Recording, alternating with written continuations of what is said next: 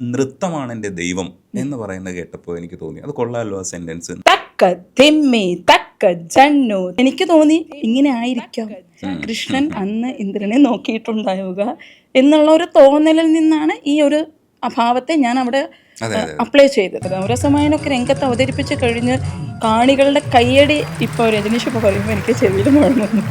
കാരണം അതൊരു ഇമോഷണൽ സിറ്റുവേഷനാണ്. തക്ക തെമ്മി തക്ക ജന്നു. ഈ ഭരതാഞ്ജലി അബുദാബിയിലാണ് സ്റ്റാർട്ട് ചെയ്തേക്കുന്നു, അവിടെ തന്നെ നിൽക്കുകയാണ്. ഇന്ത്യയിലെ കുട്ടികളൊന്നും പഠിപ്പിക്കുന്നില്ല, നിങ്ങൾ അവിടെ വെച്ച് പഠിപ്പിക്കും ഇന്ത്യയിലെ കുട്ടികളെ, അബുദാബിയിൽ വെച്ച് ഇന്ത്യയിലെ കുട്ടികളെ അവിടെ വെച്ച് പഠിപ്പിക്കുന്നുണ്ട്. ജനിച്ചൊരു കുഞ്ഞു ഡാൻസ് അറിഞ്ഞിട്ടാണോ ആ പാട്ടിനനുസരിച്ച് ഇങ്ങനെ നിന്ന് ചാടുന്നത്? അല്ല, കുഞ്ഞു വെറുതെ കൈകൊണ്ട് ഇങ്ങനെ ആട്ടും. അപ്പൊ നമ്മളൊരു ആ രക്കരെ കളിക്ക് പറഞ്ഞ അവരെ പ്രോത്സാഹിപ്പിക്കുന്നുണ്ട് അല്ലേ? അതെന്താ? ഇതിഹാസങ്ങളെയൊക്കെ കഥാപാത്രങ്ങളുടെ ഉള്ളിലേക്ക് പോകാൻ തീരുമാനിക്കുന്ന ഒരു ഘട്ടം ഉണ്ടല്ലോ. ഒരു കുറുക്കൻ ഉണ്ടായിരുന്നു, അല്ലെങ്കിൽ ഒരു സിംഹം ഉണ്ടായിരുന്നു. അപ്പൊ എങ്ങനെയായിരിക്കും ഫോറസ്റ്റ് എന്ന് പറയുമ്പോൾ മുദ്രാസിൽ ഇത് മോഹിനിയാട്ടത്തിൽ കാണിക്കും ഇങ്ങനെ ഒരു ഫോറസ്റ്റ്. അപ്പൊ ആ മുദ്ര കാണുമ്പോൾ അവര് വീട്ടിൽ പോയിട്ട് പറയുന്നത് ഞാൻ ഇന്ന് ഫോറസ്റ്റ് പഠിച്ചു.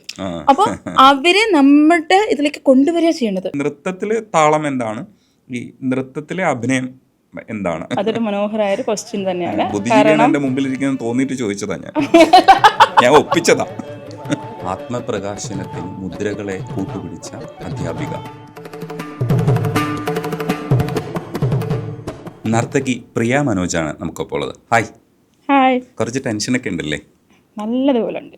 ഇത് സ്റ്റേജ് പോലെ അല്ലല്ലേ, കുറച്ചുകൂടെ മാറ്റമുണ്ട്. സ്റ്റേജ് വേറൊരു എക്സ്പീരിയൻസ്. ഇതെന്ന് പറയുമ്പോൾ നമ്മൾ നേരിട്ട് സംസാരിക്കുമല്ലേ, നേരിട്ട് സംസാരിക്കുന്നതിൻ്റെ എക്സ്പീരിയൻസ് വേറെയാണ്. സ്റ്റേജിൽ വേറൊരു രീതിയിലുള്ള അവതരണമാണല്ലോ നമുക്ക് എപ്പോഴും ഉണ്ടാവാറുള്ളത്. പക്ഷെ ഞാനൊക്കെ സ്റ്റേജിൽ കയറിയാൽ എനിക്കിപ്പോഴും ഒരു ചെറിയൊരു ഇതുണ്ടാവും. ആദ്യത്തെ കുറച്ച് സമയമില്ലേ, അത് കഴിയുമ്പോഴത്തേക്ക് നമ്മൾ പിന്നെ അത്ര തന്നെയുള്ളൂ ഇവിടെ. ഇപ്പം കാരണം സ്റ്റേജ് എന്ന് പറയുന്നത് എൻ്റെ ലൈഫിൻ്റെ ഒരു പാർട്ടല്ല, ലൈഫ് തന്നെ എൻ്റെ സ്റ്റേജാണ്. ഗൃഹലക്ഷ്മിയിൽ എഴുതിയ ഒരു വാചകം എനിക്ക് ഭയങ്കര രസമായിട്ട് ഇഷ്ടപ്പെട്ടു. ആത്മപ്രകാശനത്തിന് മുദ്രകളെ കൂട്ടുപിടിച്ച അധ്യാപിക എന്നാണ് അവരുടെ ഒരു ടൈറ്റിൽ. ശരിക്കും എനിക്ക് തോന്നുന്നു 20 വർഷം കഴിഞ്ഞിട്ടുണ്ടാവും നൃത്തം പഠിപ്പിക്കാൻ തുടങ്ങി. 23 വർഷം കറക്റ്റായി ഈ നൃത്ത മേഖലയിൽ പഠിപ്പിക്കാൻ എന്നുള്ള ഒരു ഇതിലേക്ക് വന്നിട്ടുള്ളത്. പക്ഷെ എനിക്ക് ആദ്യം ഈ നവരസമായലിലാണ് ശരിക്കും സ്വന്തം കോമ്പോസിഷൻ ശരിക്കും റിസർച്ച് ചെയ്തത്. ആ വഴി ഞാൻ വായിച്ചു, അവിടെ പറഞ്ഞു തുടങ്ങാമെന്ന് തോന്നുന്നു. ശരിക്കും ഇതിഹാസങ്ങളെയൊക്കെ കഥാപാത്രങ്ങളുടെ ഉള്ളിലേക്ക് പോകാൻ തീരുമാനിക്കുന്ന ഒരു ഘട്ടം ഉണ്ടല്ലോ, അത് ഭയങ്കര രസകരമായിട്ട് തോന്നി. എങ്ങനെയാണ് ഈ നവരസമായൻ ഉണ്ടായി തുടങ്ങുന്നത്? ഞാൻ ബേസിക്കലി ഒരു മലയാളം വിദ്യാർത്ഥിയായിരുന്നു, മലയാളം അധ്യാപികയാണ്. 16 വർഷം അധ്യാപികയായിട്ട് ജോലി ചെയ്തു. 17 വർഷത്തോളം അധ്യാപികയായിട്ട് തന്നെയായിരുന്നു, മലയാളം അധ്യാപിക തന്നെയായിരുന്നു. അപ്പോൾ അച്ഛൻ ചെറുപ്പകാലങ്ങളിൽ ധാരാളം പുസ്തകങ്ങൾ കൊണ്ടുതരുമായിരുന്നു. അപ്പോൾ വായന അതൊരു ശീലമായിപ്പോയി. പിന്നെ കുറേ കഴിഞ്ഞപ്പോൾ വായനയില്ലാത്തൊരു ലോകം നമുക്ക് ശൂന്യത ഫീൽ ചെയ്യാൻ തുടങ്ങി. പ്രത്യേകിച്ച് പ്രവാസ ലോകത്തിലേക്കൊക്കെ ചെന്നപ്പോൾ വീണ്ടും വായിക്കാൻ തുടങ്ങി. പിന്നെ പുസ്തകങ്ങളും കുട്ടികളും തന്നെയാണ് എൻ്റെ കൂട്ട്. എപ്പോഴും സ്കൂളും ക്ലാസ്സും വായനയും. ഈ മലയാളം ആകുമ്പോൾ ധാരാളം വായിക്കാനുണ്ടാവും. അപ്പോൾ ഈ ഓരോ അവധിക്ക് വരുമ്പോഴും പുസ്തകങ്ങൾ കൊണ്ടുപോകും. അതിൻ്റെ കൂടെയാണ് നൃത്തം എനിക്ക് ഒരു കൂട്ടുപിടിച്ചത്, നൃത്തവും എൻ്റെ കൂടെ വന്നത്.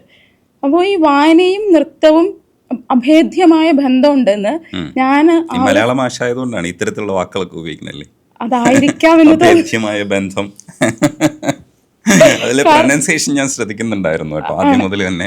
പ്രിയടുത്ത് ഫോണിൽ സംസാരിക്കുമ്പോൾ തന്നെ അങ്ങനെ തന്നെ വർത്താനം പറയാനാണ് ശ്രമിക്കണേ. അത് ശ്രമിക്കുന്നതല്ല, അത് അങ്ങനെ വന്നു പോണതാ. കുറേ കാലം കുട്ടികളെ പഠിപ്പിച്ച് അത് കുട്ടികളെ പഠിപ്പിക്കും. പിന്നെ അങ്ങനത്തെ വാക്കുകളോടൊരു ഇഷ്ടം തോന്നാറുണ്ട്, അത്തരം നല്ല ഭാഷ ഉപയോഗിക്കുന്നത്. രജനീഷ് പറയുമ്പോഴാണ് ഞാൻ അങ്ങനെ ഉപയോഗിക്കുന്നുണ്ട് എന്ന് ഞാൻ അറിയുന്നത്, അല്ലാതെ ഞാൻ അത് അറിയുന്നില്ല. വായിക്കുന്നു. അപ്പോൾ ഈ വായനയാണ് രാമായണം മഹാഭാരതം പോലെയുള്ള ബുക്കുകളിലേക്ക് വീണ്ടും വായിച്ചു. അതൊരു പരന്ന വായന തന്നെയായിരുന്നു. കൃഷ്ണന്റെ ഒരു ലൈഫ് എന്ന് പറയുന്നത് സാധാരണ മനുഷ്യനെ പോലെയാണ്. മറ്റുള്ളതൊക്കെ വളരെ ഒരു ഉന്നതിയിലിരിക്കുന്ന പോലെ എനിക്ക് തോന്നിയിട്ടുള്ളത്. കൃഷ്ണൻ നമ്മുടെ ഇടയിലുള്ള ഒരാളായിട്ടാണ് എപ്പോഴും എനിക്ക് തോന്നിയിട്ടുള്ളത്. പിന്നെ ഒന്ന് തോന്നിയത് നവരസങ്ങൾ, നൃത്തത്തിലെ നവരസങ്ങൾ.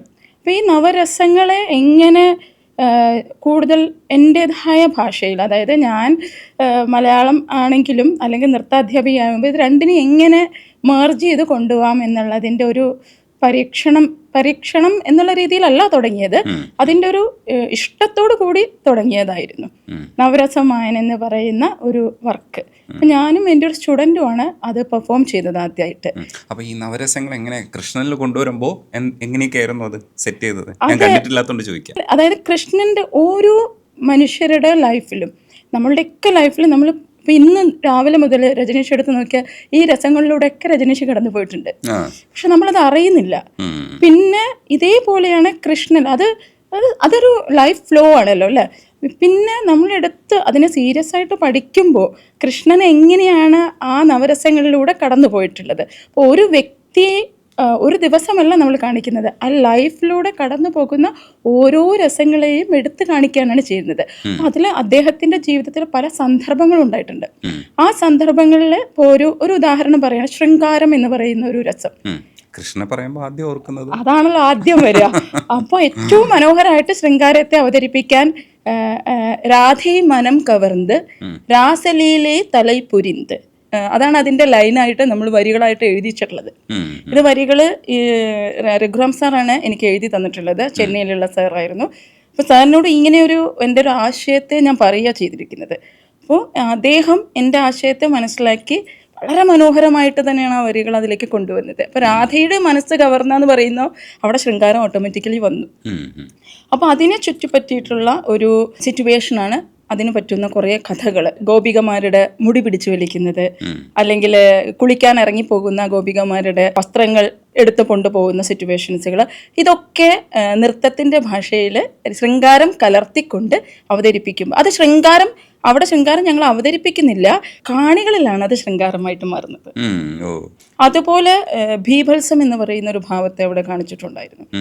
അപ്പോൾ അതിൽ ഇന്ദ്രൻ്റെ ഒരു കഥയാണ്. അപ്പോൾ ഇന്ദ്രൻ ഇതിൽ കോപാകുലനായിട്ടുള്ള ഇന്ദ്രൻ മഴ പെയ്യുകയാണ് ചെയ്യുന്നത്. അവിടെ ഭയങ്കരമായിട്ട് പ്രളയം ഉണ്ടാകുന്നുണ്ട്. അപ്പോൾ ആ പ്രളയത്തോട് കൂടിയിട്ട് ഇന്ദ്രനെ ആക്ച്വലി കൃഷ്ണൻ നോക്കുന്നത് ഒരു ബീഭത്സ ഭാവത്തിലൂടെയാണ് നോക്കുന്നത്.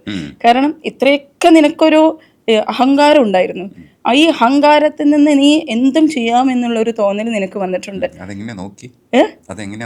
ആ ബീഭത്സം എന്നുള്ള ഒരു ഭാവത്തിൽ നിനക്കെല്ലാം അറിയാം, പക്ഷെ എനിക്ക് നിന്നോടൊരു പുച്ഛമാണ് തോന്നുന്നത്. ആ ഒരു പുച്ഛത്തിന്റെ അതിൽ നിന്നാണല്ലോ ഒരു ബീഭത്സ ഭാവത്തിൽ ഒരു മൊമെന്റേ ഉള്ളൂ. അതിലൂടെ കഥ പോകുന്നതിൽ നിന്നും ബീഭത്സത്തിലല്ല പോകുന്നത്. ആ കഥയിലൂടെ വന്ന് കൃഷ്ണൻ എന്ന വ്യക്തി അല്ലെങ്കിൽ ആ ഒരു കഥാപാത്രത്തിൽ നിന്നും അവസാന നിമിഷത്തിൽ വരുന്നൊരു ഭാവം അല്ലെങ്കിൽ ഒരു രസമാണ് ആ ബീഭത്സം. അപ്പോഴാണ് കാണികൾ പോലും തിരിച്ചറിയുന്നത്, ഇങ്ങനെയൊരു ഇതിലാണല്ലേ ഇന്ദ്രനെ കാണുന്നത്. അപ്പം അത് നമ്മുടെ ഉള്ളിലാണ് വരുന്നത്. നമ്മുടെ ഉള്ളിൽ വരുന്ന ഭാവമാണ് എനിക്ക് കൃഷ്ണനിലൂടെ കാണിക്കാൻ പറ്റുന്നത്. വേറൊരാൾ ചിലപ്പോൾ വേറെ രീതിയിലായിരിക്കും അതിനെ രംഗത്ത് അവതരിപ്പിക്കാൻ ശ്രമിക്കേണ്ടത്. അപ്പം എനിക്ക് തോന്നി ഇങ്ങനെ ആയിരിക്കാം കൃഷ്ണൻ അന്ന് ഇന്ദ്രനെ നോക്കിയിട്ടുണ്ടാവുക എന്നുള്ള ഒരു തോന്നലിൽ നിന്നാണ് ഈ ഒരു അഭാവത്തെ ഞാൻ അവിടെ അപ്ലൈ ചെയ്തത്. അതിനകത്ത് ഇതിഹാസത്തിനകത്ത് ഇതേപോലെ ക്രിയേറ്റീവ് ആയിട്ടുള്ള ഫ്രീഡം ഒരുപാടുണ്ട്. കാരണം കുറച്ചുകൂടെ ലൂസ്ഡ് ആയിട്ടുള്ള ഒരു സംവിധാനം ആയതുകൊണ്ട് നമുക്ക് ഒരുപാട് വ്യാഖ്യാനങ്ങൾ ഉണ്ടായതുകൊണ്ടാണല്ലോ. ഞാനും ഇപ്പോൾ പ്രിയായിട്ട് സംസാരിക്കുന്ന സമയത്ത് കർണൻ്റെ കാര്യം പറയുമ്പോൾ ഞാൻ പെട്ടെന്ന് റിലേറ്റ് ചെയ്ത കാരണം എന്ന് വെച്ചാൽ, ഞാൻ ചെറുപ്പത്തിൽ ശിവാജി സാവന്തിൻ്റെ കർണൻ വായിക്കുന്ന സമയത്ത് എനിക്ക് കരയാതിരിക്കാൻ പറ്റിയിട്ടില്ല. ഞാൻ പകുതിയൊക്കെ എത്തുമ്പോൾ ഭയങ്കര ഒരു പോർഷനിലേക്ക് ഇമോഷണലായിട്ട് പോകുന്നുണ്ടായിരുന്നു. അപ്പോൾ കർണൻ എന്ന് പറഞ്ഞപ്പോൾ പെട്ടെന്ന് കണക്റ്റായി, പ്രിയ ആ വഴിയിലാണല്ലോ, അപ്പോൾ കുറച്ചുകൂടെ റിലേറ്റ് ചെയ്യാൻ പറ്റുമോ എന്നുള്ള ഒരു ഇത് വന്നായിരുന്നു. അപ്പോൾ അത്തരത്തിൽ ഇപ്പോൾ കർണൻ വായിക്കുകയാണോ അതേ വർക്ക് ചെയ്തുകൊണ്ട്? കർണനിലൂടെയാണ് ഇപ്പോൾ പോയിക്കൊണ്ടിരിക്കുന്നത്. കർണൻ എന്ന കഥാപാത്രത്തിലൂടെ വായിച്ചു പോകുന്നുണ്ട്. അതിലേക്ക് എനിക്ക് എങ്ങനെയാണ് അതിലേക്ക് നൃത്തത്തെ അല്ലെങ്കിൽ ജനങ്ങളിലേക്ക് അത് എങ്ങനെ എത്തിക്കാം എന്നുള്ള ഒരു ശ്രമം ചെയ്തുകൊണ്ടിരിക്കുകയാണ്. കാരണം കഥാപാത്രത്തെ അങ്ങനെ അവതരിപ്പിക്കുമ്പോൾ അതൊരു റിയലിസ്റ്റിക് ആയി പോകും. അതൊരു പുനർവായനയാണ്. ശരിക്കും പറഞ്ഞാൽ നർത്തകി ചെയ്യേണ്ടത് പുനർവായനയാണ്. തീർച്ചയായിട്ടും. കാരണം അവിടെ നമ്മുടെ ഒരു തോട്ടുണ്ട്, നമ്മുടെ ചിന്തയുണ്ട്.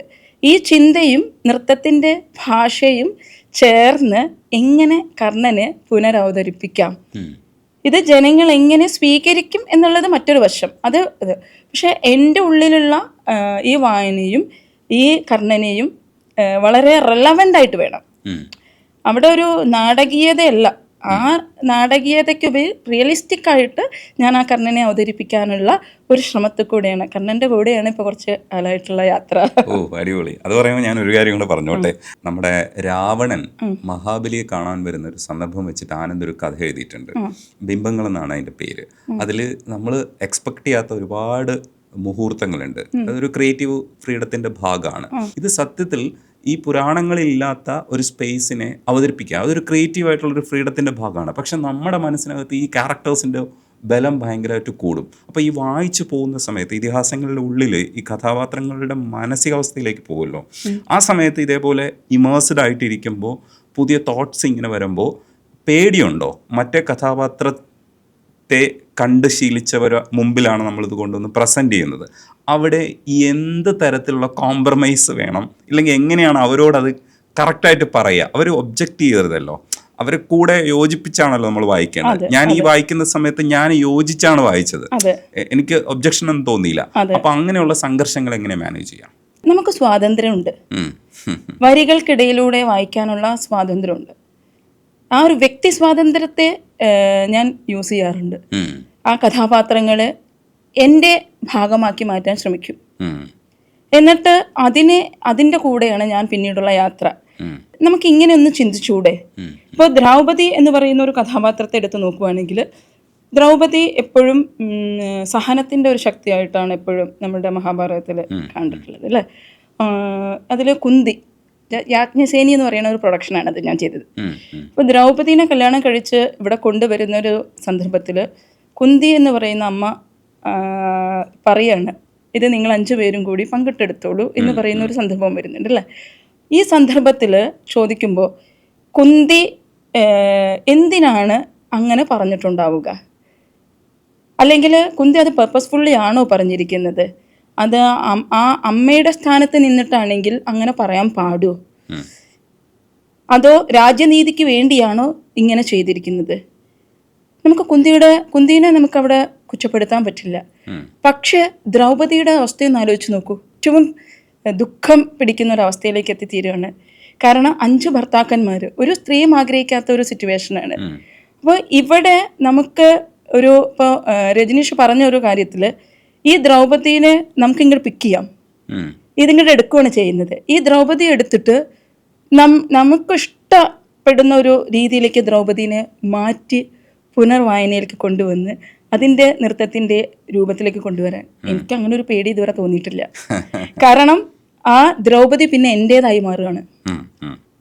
മഹാഭാരതത്തിലെ ദ്രൗപദിയെ ഞാൻ തൊട്ടിട്ടില്ല, അല്ലെങ്കിൽ അവിടെ ഞാൻ തൊട്ടിട്ടില്ല. പിന്നെ എനിക്ക് ദ്രൗപദിയെ ഞാൻ കയ്യിലെടുക്കുകയാണ്. ആ ദ്രൗപദി ഞാനായി മാറുന്നു, അല്ലെങ്കിൽ ഞാൻ നൃത്തം ചെയ്യുമ്പോൾ ഞാനായി മാറുകയാണ്.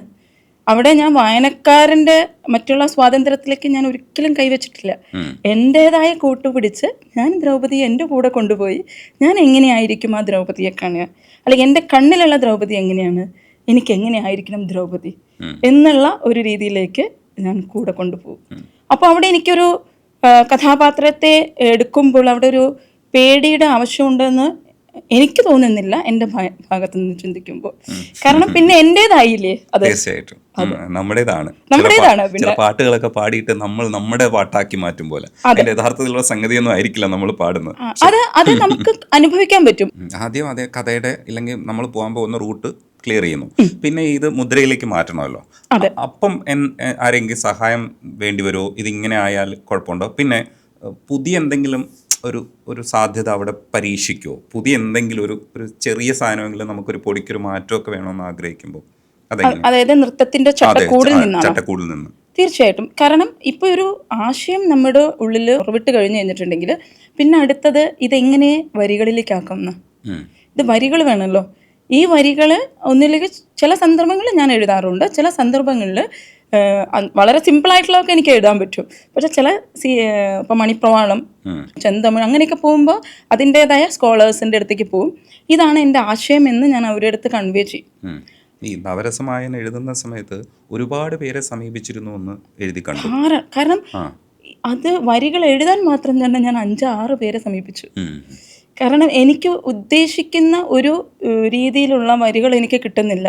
അതിനുവേണ്ടി ഞാൻ വേറെ കുറേ പേര് ഒരു 5 കഴിഞ്ഞ 6ാമത്തെ തവണയാണ് എനിക്ക് കറക്റ്റായിട്ടുള്ളൊരു വേർഷൻ എനിക്ക് കിട്ടുന്നത്. പിന്നെ അതിന് മ്യൂസിക് ചെയ്യാണ്. അത് മ്യൂസിക് ചെയ്യാൻ മ്യൂസിഷ്യൻ്റെ സപ്പോർട്ട് വേണം. അപ്പോൾ മ്യൂസിഷ്യൻ്റെ കൂടെ ഇരിക്കണം. അതിന് എന്ത് ഭാവമാണ് എന്ന് ഞാൻ ആ മ്യൂസിഷ്യന് പറഞ്ഞു കൊടുക്കും. എന്നിട്ട് ആ ഭാവത്തിന് ആപ്റ്റാവുന്ന രാഗം അവിടെ സെലക്ട് ചെയ്യും. എന്നിട്ട് കമ്പോസ് ചെയ്യാനും പിന്നെ റെക്കോർഡ് ചെയ്യാനും ഒക്കെ ഒരുപാട് ടൈം എടുത്തു. അത് കഴിഞ്ഞ് മ്യൂസിക് കഴിഞ്ഞ് അടുത്തൊരു സെക്ഷൻ എന്ന് പറയുന്നത് ജതികൾ. ഇപ്പോൾ ജതികൾ എന്ന് പറഞ്ഞാൽ ആ മൂഡിനനുസരിച്ച് ഇപ്പോൾ നവരസമായനിൽ കാളിയമർദ്ദനത്തിൻ്റെ ഒരു സിറ്റുവേഷൻ വരുന്നുണ്ട്. അപ്പോൾ കാളിയൻ്റെ അവിടെ വെച്ചിട്ട് കാളിയനുമായിട്ടുള്ള ഒരു യുദ്ധമാണ്. കാളിയനും കൃഷ്ണനും തമ്മിലുള്ളൊരു യുദ്ധമാണ്. അത് പക്ഷേ ആക്ച്വലി അതിൽ ഇല്ല, യുദ്ധമായിട്ടല്ല, കാളിയനെ കൊന്നു എന്നുള്ളതേ കാണിക്കുന്നു. കാളിയൻ്റെ പുറത്ത് നർത്തനം ചെയ്ത് കാളിയനെ അടിച്ചു. പക്ഷെ എനിക്ക് തോന്നി അങ്ങനെ ചെയ്യണ്ട, കുറച്ച് ഈ കാളിയൻ എന്തായാലും ഒരു ശക്തിയായിട്ടുള്ള ഒരു പാമ്പാണ്. അപ്പോൾ ആ പാമ്പിന് എന്തായാലും ഇപ്പോൾ കൃഷ്ണൻ വന്ന് നിൽക്കുമ്പോൾ എന്തായാലും ഒന്ന് അങ്ങോട്ടും ഇങ്ങോട്ടും ഒരു യുദ്ധം എന്തായാലും ഉണ്ടായിരിക്കും. അപ്പോൾ ആ ഒരു സിറ്റുവേഷന് എടുത്തിട്ട് എൻ്റെ ഗുരു തന്നെയാണ് നട്ടുവനാർ ബാലകൃഷ്ണ സാറായിട്ട് ഡിസ്കസ് ചെയ്തു. അപ്പോൾ ഈ ജതി എന്ന് പറഞ്ഞു കഴിഞ്ഞാൽ സാധാരണ അടവുകളിട്ടിട്ടുള്ള ജതി ആവരുത്. സാറിൻ്റെ അടുത്ത് ഞാൻ പറഞ്ഞു അങ്ങനെ ആവരുത്.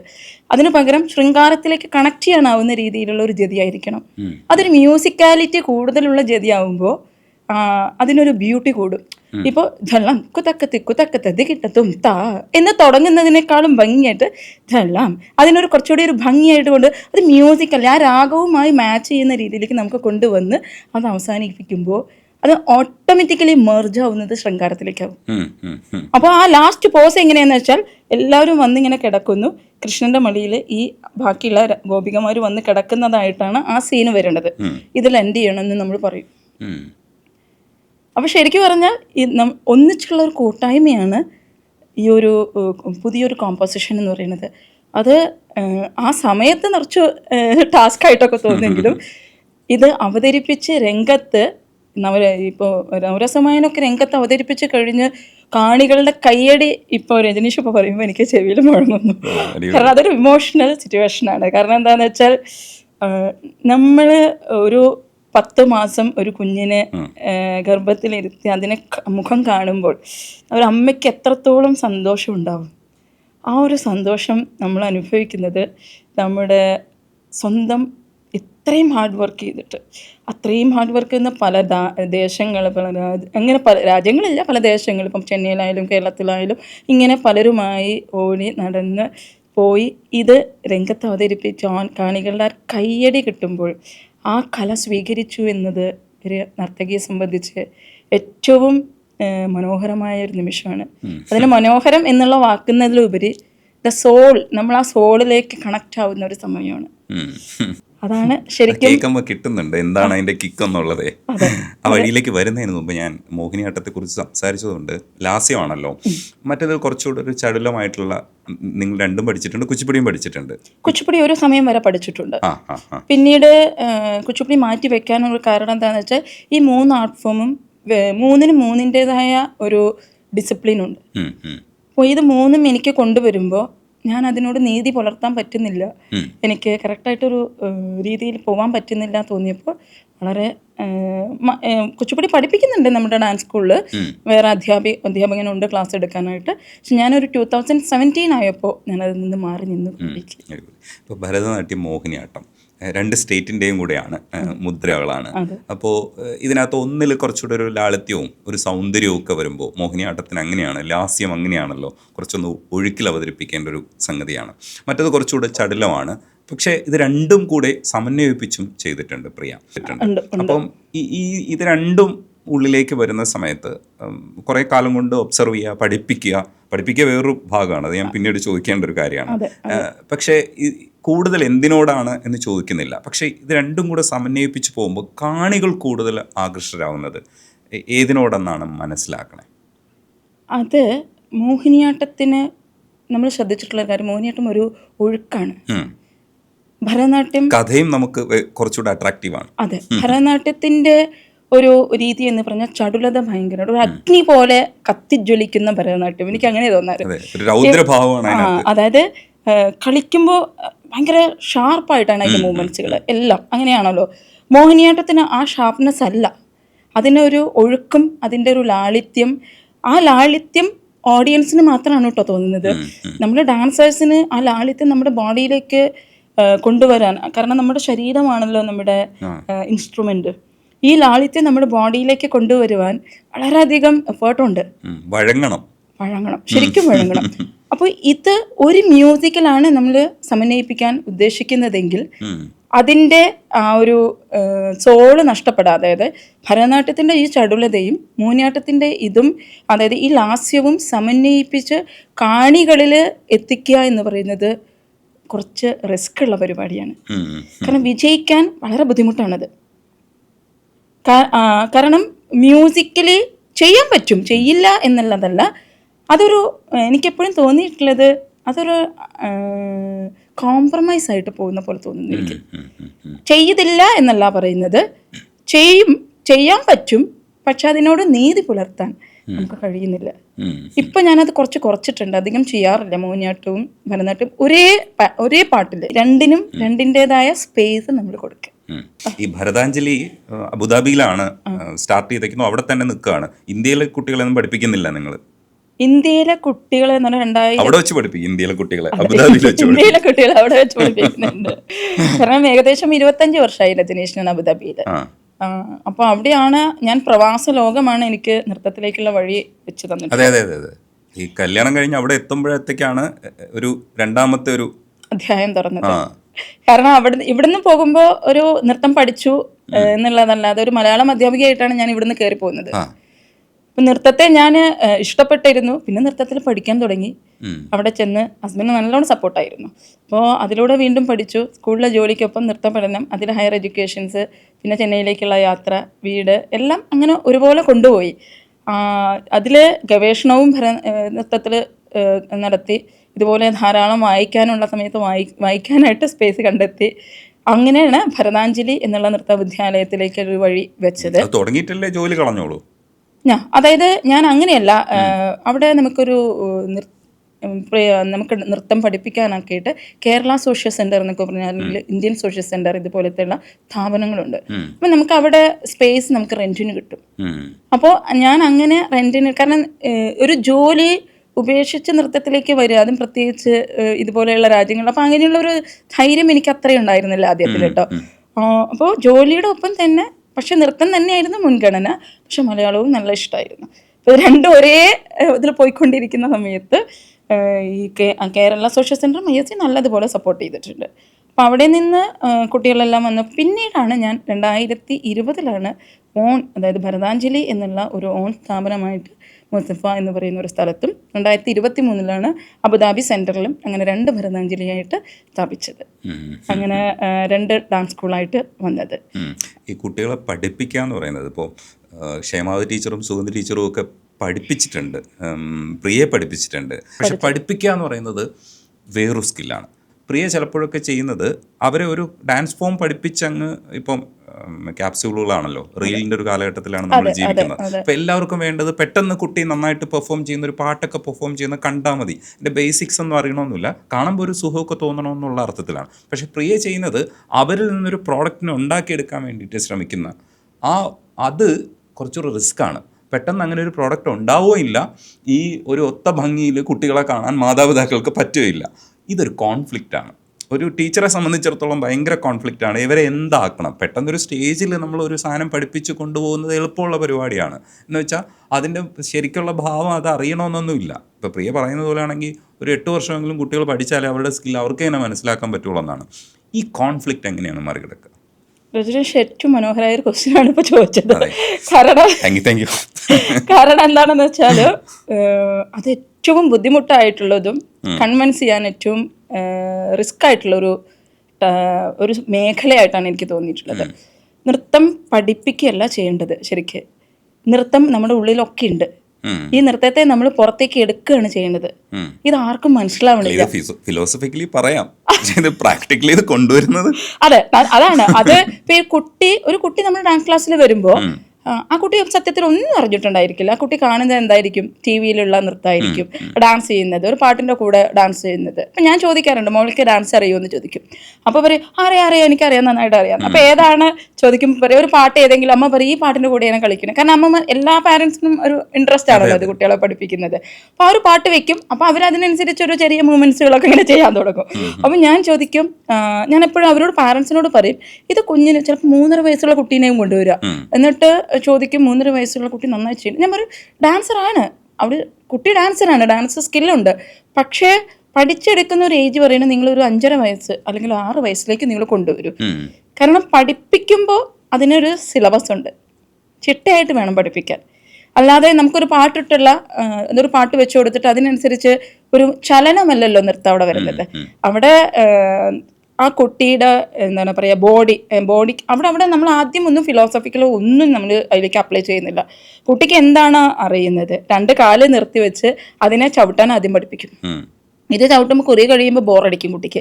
അപ്പോൾ പറയും ടീച്ചർ ബോറടിച്ചു, വേറെ എന്തെങ്കിലും പറയും. അപ്പം അതിൻ്റെ കൂടെ ചെറിയ മുദ്രാസ് പഠിപ്പിക്കും. അപ്പോൾ അവർ ഒരു പതാക, ത്രിപതാക, അർദ്ധപതാക എന്നൊക്കെ. അപ്പോൾ വിരലൊക്കെ ഇങ്ങനെയൊന്നും നിൽക്കില്ല, വിരലിങ്ങനെ നിർത്തിയിട്ട് ഇങ്ങനെ വളഞ്ഞു കുത്തിയൊക്കെ പോകും. പിന്നെ അത് നിവർത്തി വെക്കണം. കാലാണെങ്കിൽ 2 സ്റ്റെപ്പ് കഴിയുമ്പോഴേക്കും വയ്യ. അപ്പോൾ ഇത് ഒരു 5.5 വയസ്സുള്ളൊരു കുട്ടി ഡാൻസ് ക്ലാസ്സിൽ വന്ന് പഠിച്ചിട്ട് ആദ്യത്തെ ഒരു ബേസിക് അടവ് പഠിപ്പിക്കുമ്പോഴേക്ക് തന്നെ ഏകദേശം 1 വർഷത്തോളം എടുക്കുന്നുണ്ട്. അത് പലർക്കും മനസ്സിലാവണില്ല. എന്താ ഇത്ര സമയം? കാരണം സിലബസിൽ നോക്കുമ്പോൾ തട്ടടവ്, നാട്ടടവ് ഇത്രയേ ഉള്ളൂ. ഈ തട്ട് എന്ന് പറയുന്നത് കാല് ടാപ്പ് ചെയ്ത് കാല് ഭൂമിയുമായി സ്പർശിച്ച് അതിൽ ചവിട്ടി ആ കുട്ടി ആ താളം, അതെ തെയ്യ തെയ് തെയ്യ തെയ് എന്ന് കേൾക്കുന്ന ആ താളത്തിൽ കാല് കറക്റ്റ് ചവിട്ടണം. ഈ ചവിട്ട് 2 കാല് ചേർത്ത് വെച്ച് ചവിട്ടും. അതിന് ഞങ്ങൾ ഭരതനാട്യത്തിൽ പറയും സമപാദം എന്ന് പറയും.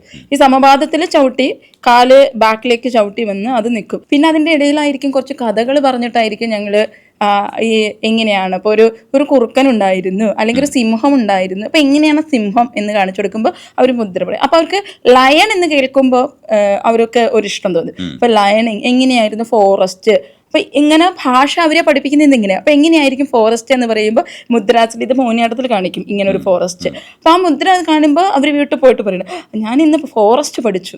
അപ്പോൾ അവരെ നമ്മുടെ ഇതിലേക്ക് കൊണ്ടുവരിക ചെയ്യണത്. അവരുടെ തലത്തിലേക്ക് നമ്മൾ ഇറങ്ങും വേണം. നവരസമായൻ പഠിപ്പിക്കുന്ന ഒരാളുടെ രീതിയിൽ ഫസ്റ്റ് ലെവൽ പഠിപ്പിക്കാൻ പറ്റില്ല. കാരണം അവിടേക്ക് നമ്മൾ കുട്ടിയുടെ ലെവലിലേക്ക് നമ്മൾ ഇറങ്ങി ചെന്ന് കുട്ടീനെ അടവ് തന്നെ പഠിപ്പിക്കുന്ന വേണം. നല്ല ക്ഷമ വേണം. കാരണം ഞാൻ ക്ഷമയില്ലാത്ത ഒരാളായിരുന്നു, തീരെ ക്ഷമയില്ല. എന്നെ ക്ഷമ പഠിപ്പിച്ചു. ശരിക്കും ക്ഷമ എന്താണെന്ന് ഈ കുഞ്ഞുങ്ങൾ നമ്മളെ പഠിപ്പിക്കും. പക്ഷേ ഈ കുഞ്ഞുങ്ങളുടെ കൂടെ യാത്രയുണ്ടല്ലോ, ഭയങ്കര രസമാണ്. നമുക്ക് എത്ര ടെൻഷൻ ഉണ്ടെങ്കിലും അവർ ആ ടെൻഷൻ അങ്ങനെ പറത്തി കളയും. ആ അടവുകളിൽ മുതൽ അവരെ പഠിപ്പിച്ച് ആ ഭാഷ അവർ ആൽഫബറ്റ് പഠിപ്പിക്കുന്ന പോലെയാണ്.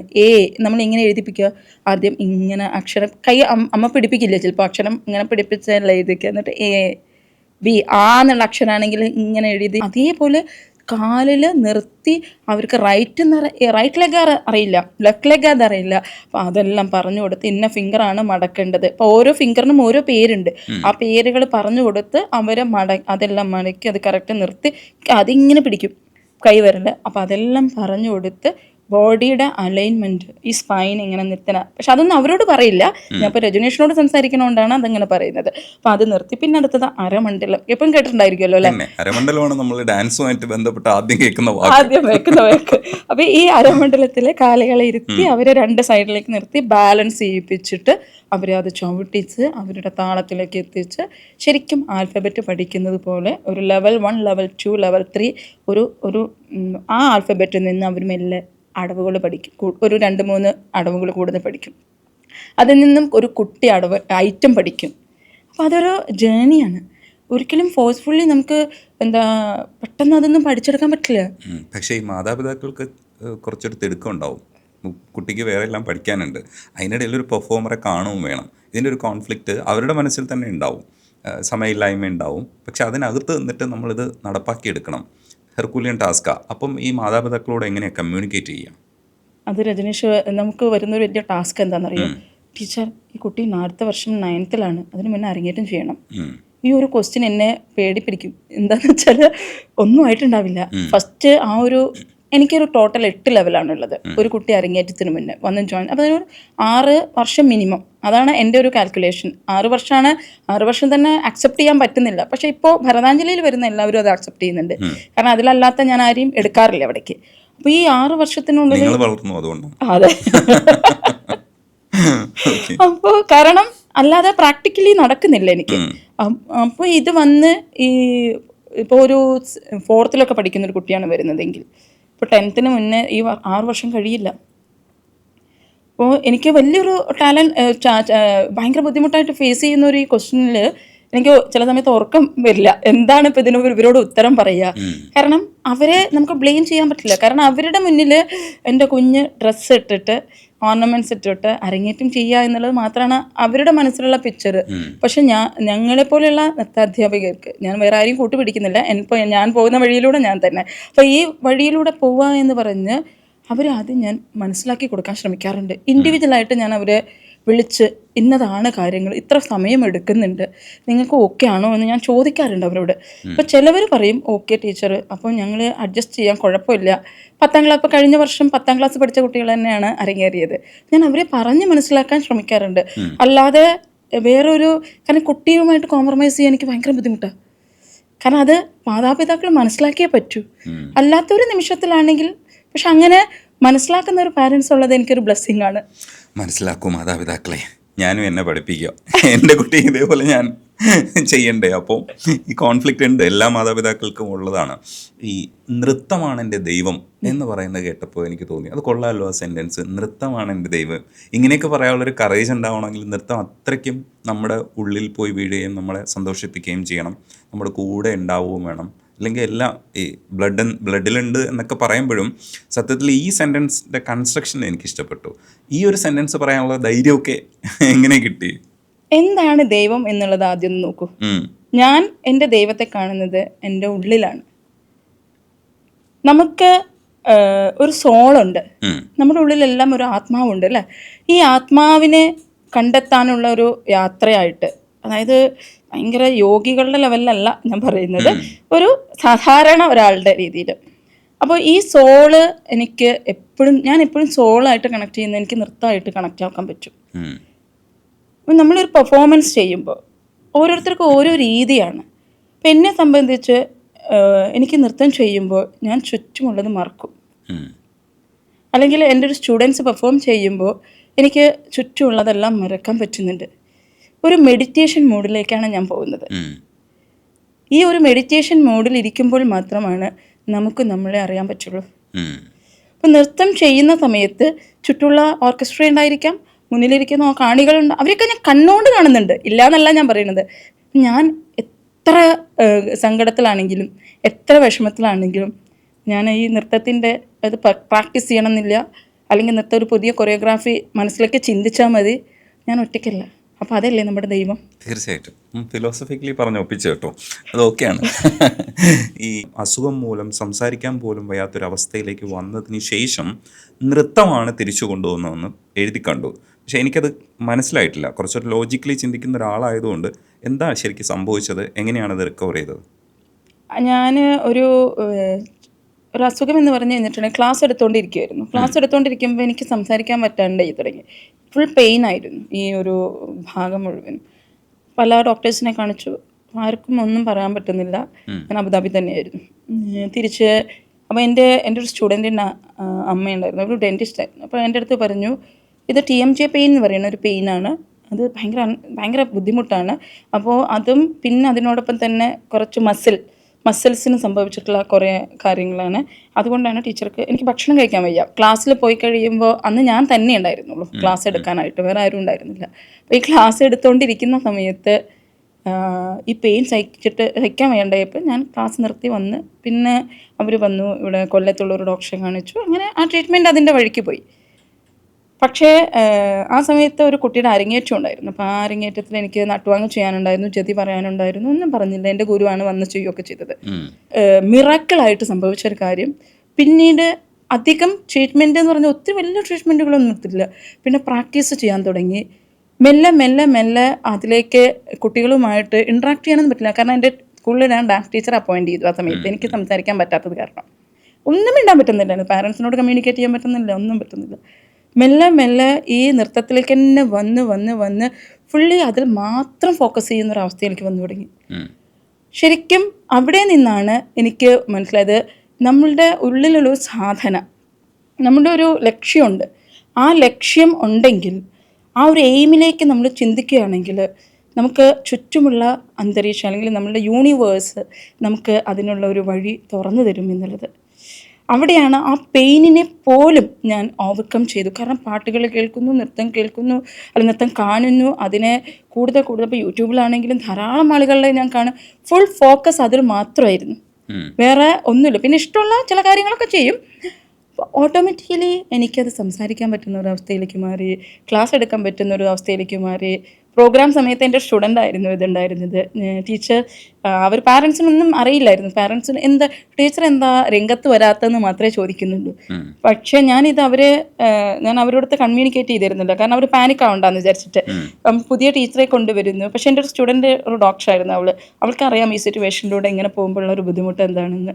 അവളാണ് ആനുവൽ ഡേക്ക് പ്രയുക്തിക്കാണ് നമ്മൾ അനൗൺസ് ചെയ്യുന്നത്. ഇങ്ങനൊരു സിറ്റുവേഷനിലൂടെയാണ് ടീച്ചർ കടന്നു പോയത്. ആ സമയത്താണ് നിങ്ങളിപ്പോൾ ഈ ആനുവൽ ഡേ ഇത്രയും കണ്ടക്ട് ചെയ്ത്. ഞാൻ സംസാരിക്കില്ലായിരുന്നു, അധികം പക്ഷേ ആ ഒരു നൃത്തം എന്നുള്ളത് മുന്നിലുള്ളത് കൊണ്ട് തന്നെയാണ്, ആ ഒരു തെറാപ്പി തന്നെയാണ് എനിക്ക് ഇത്രയും. ഞാൻ ഇപ്പോൾ രജനീഷിനോട് സംസാരിക്കുന്നില്ല, ഇപ്പോൾ ഇന്നിങ്ങനെ സ്പോണ്ടേനിയസ് ആയിട്ട് സംസാരിക്കുന്നുണ്ട്. എനിക്കിപ്പോൾ നന്നായി ഭക്ഷണം കഴിക്കാൻ പറ്റുന്നുണ്ട്. അപ്പോൾ യൂണിവേഴ്സ് ആ എനർജി നമ്മളിലേക്ക് തരുന്നു. ആ തരുന്ന എനർജി നൃത്തം തന്നെ. എനിക്ക് സ്വീകരിക്കുന്നതൊക്കെ എനർജി മുഴുവനും എനിക്ക് നൃത്തം തന്നെയായിട്ടാണ് എനിക്ക് ഫീൽ ചെയ്യുന്നത്. എനിക്ക് ശ്വസിക്കുന്നതും അത് കാണുന്നതും കേൾക്കുന്നതും ഒക്കെ ആ ഭാഷ, അത് എനിക്ക് തൊട്ട് കാണിച്ചു കൊടുക്കാൻ പറ്റില്ല. അത് എനർജി ഫ്ലോ ഉണ്ട്. ആ എനർജി ഫ്ലോ തന്നെയാണ് എനിക്ക് സംസാരിക്കാനായിട്ട് വീണ്ടും പറ്റുന്നതും. പിന്നീട് ഇപ്പോഴും ചെറിയൊരു ബുദ്ധിമുട്ടുകളുണ്ട്. ഞാൻ ഒത്തിരി ചെറിയ പെയിൻ അതുണ്ട്. പക്ഷെ ഇപ്പം ഇത്രയും നന്നായിട്ട് സംസാരിക്കാൻ എനിക്ക് പറ്റുന്നുണ്ട് ഇപ്പം. അതിനോടൊപ്പം ചോദിക്കാനുള്ളത്, ഈ പീസ് ഓഫ് മൈൻഡിന് നൃത്തത്തെ ഉപയോഗിക്കുക എന്ന് പറയുന്നത് ഒരു സാധാരണ സംഭവമായി മാറിയിട്ടുണ്ട്. എല്ലാവർക്കും ഒരു റിലാക്സേഷന് വേണ്ടി കൂടെയാണ് ഇതിന് വീട്ടമ്മമാരൊക്കെ ഡാൻസൊക്കെ പഠിക്കാൻ പോകുന്നത്. അത് ഭയങ്കരമായിട്ട് ഇതൊന്നും പഠിച്ചെടുക്കണമെന്നുള്ള അർത്ഥത്തിൽ മാത്രമല്ല, അതൊരു റിലാക്സേഷൻ പ്രോസസ്സാണെന്ന് മനസ്സിലാക്കിയിട്ടാണ്. അതിനകത്ത് സയൻറ്റിഫിക് റീസൺസ് ഉണ്ട്. അപ്പം ഒരു റിലാക്സേഷന് വേണ്ടി വരുന്നവരും ചിലപ്പോൾ കുറച്ച് കഴിയുമ്പോഴത്തേക്ക് ഇതിനകത്തേക്ക് ഒരു ഫാസിനേഷൻ തോന്നാം. അങ്ങനെയൊക്കെ വരുന്ന ഒരുപാട് അനുഭവങ്ങളിലൂടെ പോയിട്ടുണ്ടാവും. പക്ഷേ എങ്കിലും ഒരു റിലാക്സേഷൻ മെത്തേഡ് എന്നുള്ള രീതിയിൽ നൃത്തത്തെ എത്രത്തോളം നമുക്ക് ആസ്വദിക്കാൻ പറ്റും, അത് നമുക്ക് തന്നെ ഇപ്പോൾ ആത്മപ്രകാശനത്തിന് എന്ന പോലെ തന്നെ നമ്മുടെ ഉള്ളിലേക്ക് നമുക്ക് തന്നെ ഒരു ഹാപ്പിനെസ് ഉണ്ടാക്കാനൊക്കെ നമുക്ക് സ്വന്തമായിട്ട് ചുമ്മാ വെറുതെ ഒന്ന് സ്റ്റെപ്പ് ചെയ്താൽ പോലും നമുക്കൊരു രസം തോന്നും. നമ്മളൊക്കെ അതിനെ തുള്ളുക എന്ന് പറയും. അപ്പോൾ ഒരു തുള്ളുന്ന സമയത്ത് നമുക്ക് തോന്നുന്നൊരു ഹർഷം ഉണ്ടല്ലോ, അത് ചിലപ്പോൾ വേറെ ഒന്നിനും ചിലപ്പോൾ കിട്ടണമെന്നില്ല. അത്തരത്തിൽ വരുന്ന ആൾക്കാരും അത്തരത്തിലുള്ളൊരു ഹാപ്പിനെസ്സിനെയും ഒബ്സർവ് ചെയ്തിട്ടും അതിനെക്കുറിച്ച് അന്വേഷിക്കുകയൊക്കെ ചെയ്തിട്ടുണ്ടോ? സയന്റിഫിക് റീസൺസ് അതാണ് ഇപ്പൊ എൻ്റെ അന്വേഷണം. ഇത് ഞാൻ ചോദിച്ചുകൊണ്ടിരിക്കുകയാണ് എൻ്റെ കുട്ടികളോട്, എൻ്റെ ആളുകളോട്. ഞാൻ പല കുട്ടികൾ വരുമ്പോൾ ചോദിക്കും എന്തുകൊണ്ടാണ്. കുട്ടികളോട് ചോദിക്കുമ്പോൾ അത്ര അറിയില്ല, വലിയ ആളുകളായിരിക്കും. അപ്പം ഞാൻ അപ്പോൾ പറയും അറിയില്ല ടീച്ചർ, ഇവിടെ വരുമ്പോൾ ഭയങ്കര സന്തോഷമാണ്, ഞാൻ ഹാപ്പിയാണ്. ചോദിക്കും നിങ്ങൾക്ക് എന്താണ് ഇവിടെ നിന്ന് കിട്ടുന്ന ഹാപ്പിനെസ്. എനിക്ക് ഒരു ക്വസ്റ്റ്യൻ ഉണ്ട്, എൻ്റെ ഉള്ളിലുണ്ട് ആ ക്വസ്റ്റ്യൻ. എന്താണ് ആ കണക്ട് ചെയ്യുന്നത്? ആ നൃത്തം നമ്മൾ കണ്ണുകൊണ്ട് കാണുന്നത് ചലനമാണ്, അല്ലെങ്കിൽ ഭാവമുണ്ട്. നൃത്തത്തെ കാണുമ്പോൾ ഭാവമുണ്ട്. ഇതൊന്നും അറിയാത്ത ഒരാൾ വന്നിരിക്കുകയാണ് മുന്നിൽ, അല്ലേ? ഒരു രംഗത്ത് ഇപ്പോൾ ഒരു ആർട്ട് കാണാനായിട്ട് മാത്രം വന്നിരിക്കുന്ന ഒരു സാധാരണ ആൾ, ഒന്നും പഠിക്കാത്ത ഒരാൾ പോലും അവിടെ വന്നിരിക്കുന്നത് കാണുന്നുണ്ട്. ഒന്നും പഠിക്കാത്ത ഒരാൾ പോലും നൃത്തം പഠിക്കാനും വരുന്നുണ്ട്. എന്താണ് അവിടെ നടക്കുന്ന ഒരു എനർജി എക്സ്ചേഞ്ച് ഭയങ്കര കോംപ്ലിക്കേറ്റഡാ. അതിലേക്ക് ഒത്തിരി പോയി കഴിയുമ്പോൾ കൺഫ്യൂഷൻ ആവും. പക്ഷെ നമ്മൾ താഴേക്ക് ഇറങ്ങി വന്ന് ഇവിടെ വരുമ്പോൾ അവർക്ക് കിട്ടുന്ന ഒറ്റ വാക്യം എന്ന് പറയുന്ന സന്തോഷം കിട്ടുന്നുണ്ട്. പിന്നെ അവിടെ വരുമ്പോൾ ഭരതാഞ്ജലിയിൽ വരുമ്പോൾ സന്തോഷമുണ്ട്, ടീച്ചറോട് സംസാരിക്കുമ്പോൾ സന്തോഷമുണ്ട്. ടീച്ചർ അത് പറഞ്ഞു തരുന്നത് ഞങ്ങൾക്ക് കമ്മ്യൂണിക്കേറ്റ് ആവുന്നുണ്ട്. ചിലപ്പോൾ കഥകളിൽ അഭിനയത്തിലൂടെ ആയിരിക്കും പറഞ്ഞു കൊടുക്കുക. അല്ല കഥകളിലൂടെയും പറഞ്ഞു കൊടുക്കുക. അതിനൊന്ന് അവർ വഴക്ക് പറയാറുണ്ട്, വലിയ ആൾക്കാരെ പോലും വഴക്ക് പറയാറുണ്ട്. എക്സാംസ് നടത്താറുണ്ട്. അയ്യോ ഞങ്ങൾക്ക് എക്സാം നടത്തുമ്പോൾ ഭയങ്കര ടെൻഷൻ ആവുന്നു, അയ്യോ ഇപ്പോഴും ഇപ്പം ഞാൻ എക്സാം നടത്തിയിട്ടാണ് വരുന്നത്. അപ്പോൾ അവർ പറയുന്നത് എന്താ വെച്ചാൽ എക്സാം നടത്തുമ്പോൾ ഞങ്ങൾ പഴയ കാലത്തിലേക്ക് പോകുന്നുണ്ട്. അപ്പം എനിക്ക് തോന്നി അതെ ശരിക്കും കോളേജിൽ പഠിക്കുന്ന പോലെ പുസ്തകം മറയ്ക്കുന്നു, ഇത് നോക്കുന്നു, പുറത്ത് നിന്ന് ഡിസ്കഷൻ ചെയ്യുന്നു. അപ്പോൾ ഇത് ഞാൻ ഭയങ്കരമായിട്ട് ഞാനും എൻജോയ് ചെയ്യാണ്. അപ്പോൾ അവരോട് ചോദിച്ചു ഈ എക്സാം നടത്താൻ പേടിയില്ല. പക്ഷെ പേടിയുണ്ട് ടീച്ചറെ, പക്ഷേ ഞങ്ങൾ പഴയ കോളേജ് കാലം ഓർക്കുന്നു. അതുകൊണ്ട് പിന്നെ ഡ്രസ്സ് ഇടുമ്പോൾ അല്ലെങ്കിൽ ഓർണമെൻറ്റ്സ് ഇടുമ്പോൾ സ്റ്റേജിൽ നിൽക്കുമ്പോൾ ഞാൻ ചോദിക്കും നിങ്ങൾക്ക് എന്താണ് ഫീൽ ചെയ്യാറുള്ളത്? ഒന്നും കാണാറില്ല എന്നാ പറയാ. ഒരു വലിയ ആൾക്കാരുടെ കാര്യമായിട്ടോ പറയുന്നത്. കുട്ടികളുടെ കാര്യത്തിൽ പിന്നെ അത്ര അവർക്ക് അങ്ങനെ പേടി എന്താണെന്ന് അറിയുന്ന ഒരു സ്റ്റേജിലേക്കൊന്നും എല്ലാവർക്കും ഒരു ബിലോ 10 ഇയേഴ്സിന് പേടിയൊന്നും അറിയില്ല. അവർക്ക് ആ ഡ്രസ്സ് ഇട്ട് സ്റ്റേജിൽ കയറി കളിക്കുക എന്ന് പറയുന്നത് അവരെ സംബന്ധിച്ച് ഭയങ്കര സന്തോഷമാണ്. കാരണം അവരുടെ എനർജി അങ്ങോട്ട് എന്താ പറയുക ഷൂട്ട് ചെയ്യാണ്, ഇത്രയും അങ്ങോട്ട് കയറുകയാണ് അവരുടെ എനർജി. അത് ആ എനർജി നമുക്ക് ആ സ്റ്റേജിലും എന്താ പറയുക മേക്കപ്പ് റൂമിലൊക്കെ ഇങ്ങനെ കാണാൻ പറ്റും നമുക്ക് ആ ഒരു സന്തോഷം. എന്നാൽ അതേ സമയത്ത് ഇവിടെ ഇരിക്കുന്ന കുറച്ച് മെച്ചേർഡായ ആൾക്കാർക്ക് അയ്യോ എങ്ങനെ സ്റ്റേജിൽ കയറും ഇത്. പക്ഷേ ഞാൻ എപ്പോഴും ചോദിക്കും നിങ്ങൾ ഇത്രയും എഫേർട്ട് എടുക്കണം, ഇതിനു വേണ്ടി വരണം.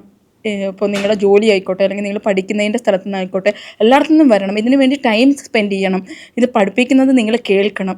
എന്നാലും നിങ്ങൾക്ക് എന്തോ ഒരു സംഭവം നിങ്ങൾക്ക് ഇവിടുന്ന് കിട്ടുന്നുണ്ട്, ആ ഒരു സന്തോഷമല്ലേ ചോദിക്കും. അപ്പോൾ എങ്ങനെയാണ് ആ സന്തോഷത്തെ ഡിഫൈൻ ചെയ്യാന്ന് ചോദിക്കുമ്പോൾ രജനീഷ് അത് ഇത്ര ഞാനും അത് റിസർച്ച് ചെയ്തുകൊണ്ടിരിക്കും. എനിക്കും അതൊരു ഭയങ്കര കോംപ്ലിക്കേറ്റഡ് ആയിട്ട് രജനീഷ് ഞാനിപ്പോൾ ഒരു 5-6 മാസമായിട്ട് ഈ ഒരു ക്വസ്റ്റ്യൻ്റെ പിന്നാലെയാണ്. എന്താണ് ആർട്ട് നമുക്ക് തരുന്ന സന്തോഷം?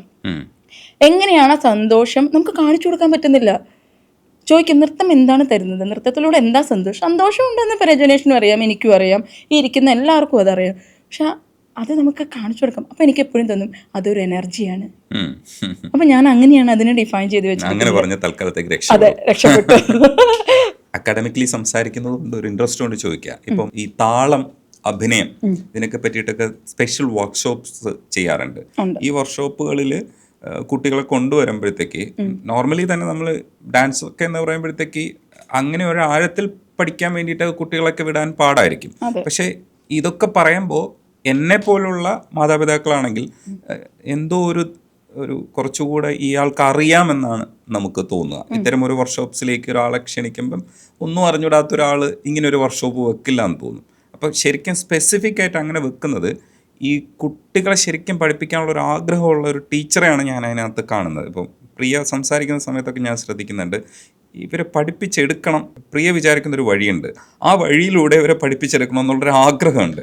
ഈ ആഗ്രഹത്തിൻ്റെ പുറത്താണോ ഇങ്ങനെ ഈ സ്പെഷ്യൽ ഈ പറയുന്ന താളത്തിലൊരു വർക്ക്ഷോപ്പ് വെക്കുക അല്ലെങ്കിൽ അഭിനയത്തിലൊരു വർക്ക്ഷോപ്പ് വെക്കുക എന്നൊക്കെ പറയുന്ന പരിപാടി? അതൊക്കെ എന്താണ് ശരിക്കും? പിന്നെ ഈ നൃത്തത്തിൻ്റെ താളം എന്ന് പറയുന്ന സാധനം, ഈ മ്യൂസിക്കിൻ്റെ താളത്തെക്കുറിച്ച് എനിക്കൊരു ധാരണയുണ്ട്.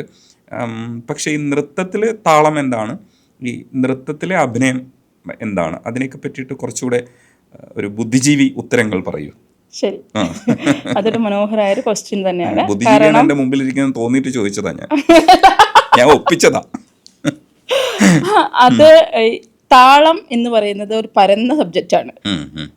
അപ്പോൾ ചെറിയ ഒരു രീതിയിൽ ഞാനത് എക്സ്പ്ലെയിൻ ചെയ്യാം. ഇപ്പം നൃത്തത്തിൽ ഇപ്പം ഞാൻ നേരത്തെ പറഞ്ഞൊരു കാര്യമുണ്ട്, ജതിയുണ്ട്.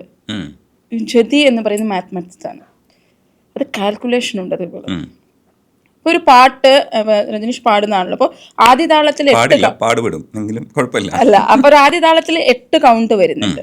അപ്പോൾ ഇത് ഒരു കുട്ടി വന്നിരിക്കുമ്പോൾ ഇതൊന്നും അറിഞ്ഞിട്ടൊന്നല്ല.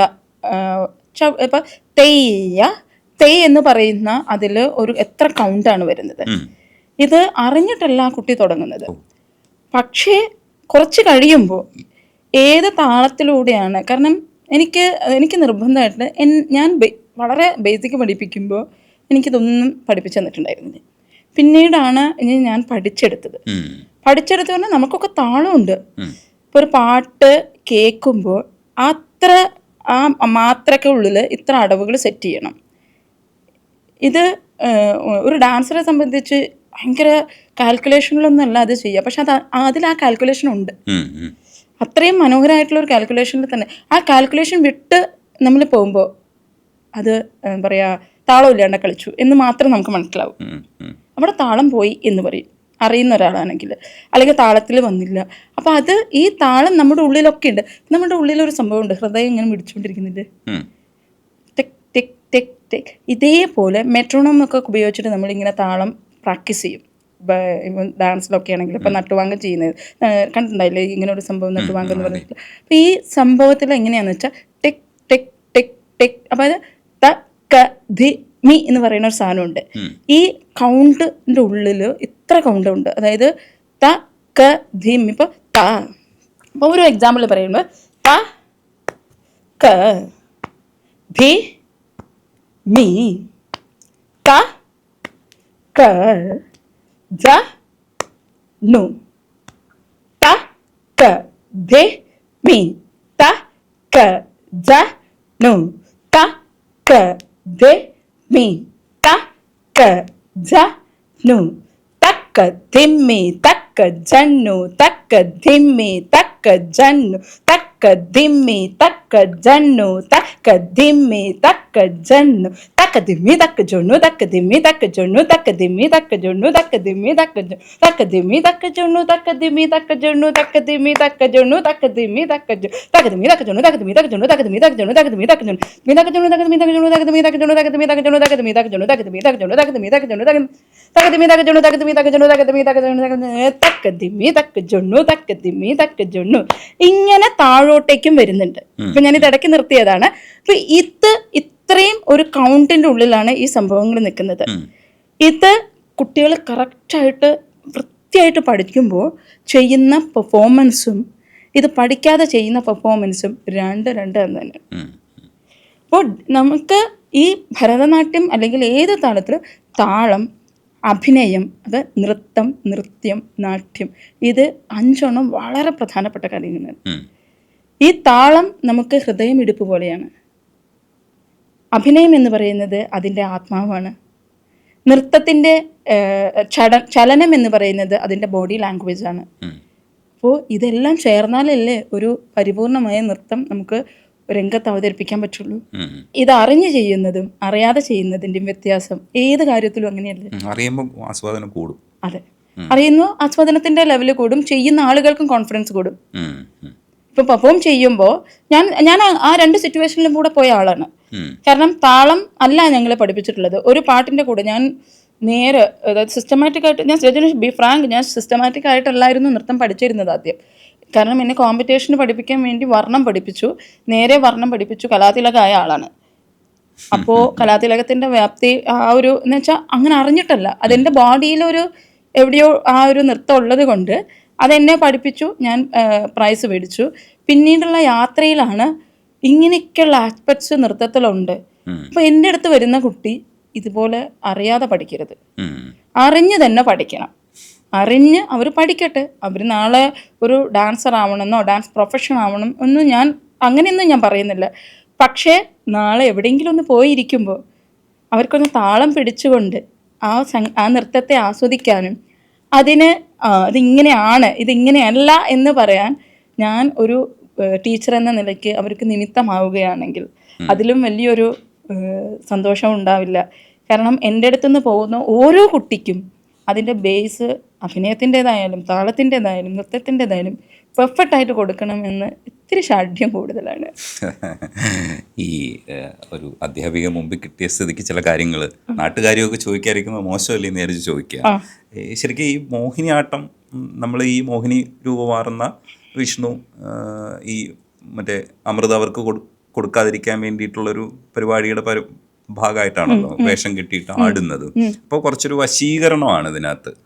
മോഹിനി രൂപമാറുന്നത് അവരെ വശീകരിക്കുക എന്ന് പറയുന്ന ഒരു ആസ്പെക്റ്റിലാണ്. വിഷ്ണു അപ്പോഴും മാറിയിട്ടില്ല, വിഷ്ണു തന്നെയാണ്. പക്ഷെ അങ്ങനെ ഒരു ഭാവം കൊണ്ട് ഇപ്പം ഭാവത്തിൽ അവരെ വശീകരിച്ചിടുക എന്നുള്ളതാണ്. അപ്പോൾ വശീകരണമാണ് മോഹിനിയാട്ടത്തിന്റെ ഒരു ബേസ് എന്ന് പറയുന്നത്. ഇത് നമുക്കൊരിക്കലും മാറ്റാനും പറ്റില്ല, അതിൽ തന്നെ തുടരുകയും വേണം. ഇത് രസമുള്ളൊരു പരിപാടിയാണ്, മനുഷ്യർക്കെല്ലാം താല്പര്യമുള്ളതാണ്.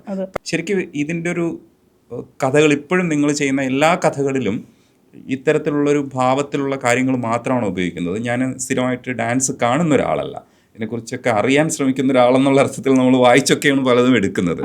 അപ്പോൾ ശരിക്കും ഇതിന്റെ ബേസ് എന്താണ്? മോഹിനിയാട്ടം നമ്മുടെ ആണല്ലോ, മോഹിനിയാട്ടത്തിന്റെ ഒരു ബേസും പറയൂ ശരിക്കും. അതേപോലെ തന്നെ ഇതൊരു ദേവദാസി കൾച്ചറിൽ മോഹിനിയാട്ടം ഉണ്ടായിരുന്നില്ലേ? കേരളത്തിലും അങ്ങനെ തന്നെയല്ലേ എക്സിസ്റ്റ് ചെയ്തിരുന്നത്?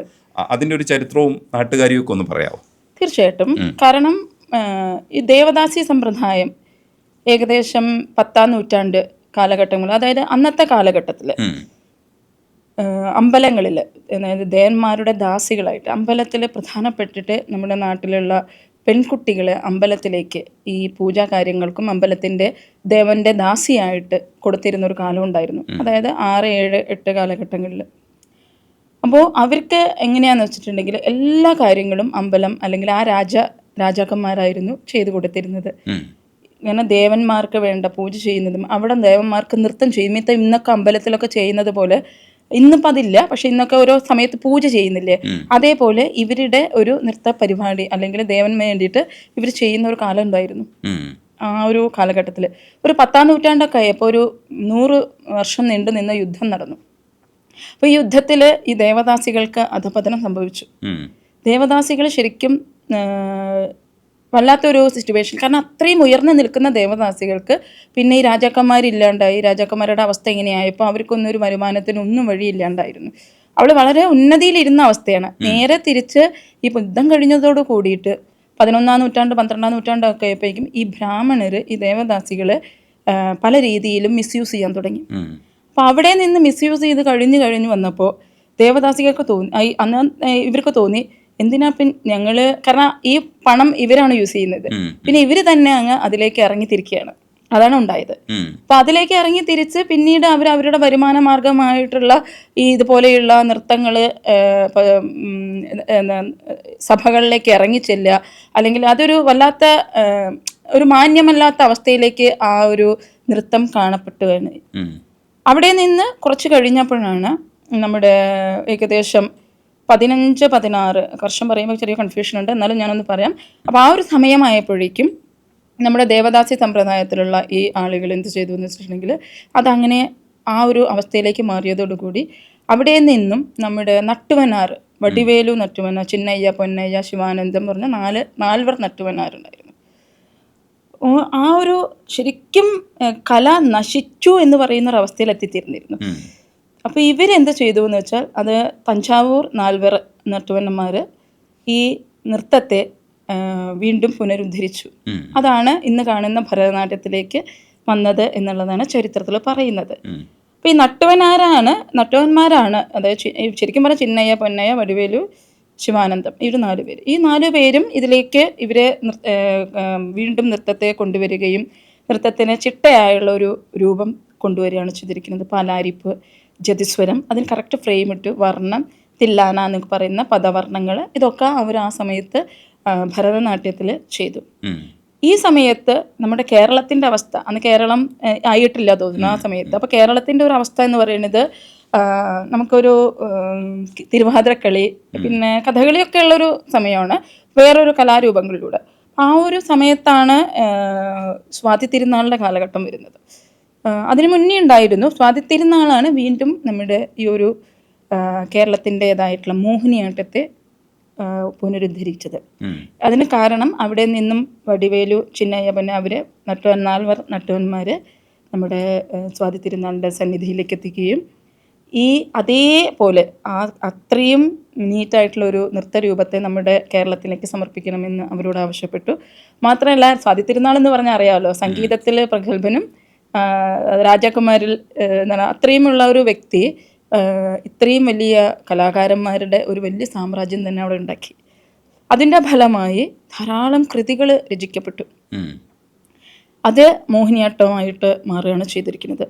അതിനു മുന്നേ അതിൽ 18-ാം നൂറ്റാണ്ട് വരെ എനിക്ക് തോന്നുന്നു മോഹിനിയാട്ടം എന്നുള്ളൊരു പേരുണ്ടായിരുന്നു എന്നുള്ളത് കുഞ്ചൻ നമ്പ്യാരുടെ ഒരു ഇതിൽ പറയുന്നുണ്ട്. അതിൽ അങ്ങനെ ഒരു പേര് ഉപയോഗിക്കുന്നില്ല എന്നാണ് പറയുന്നത്.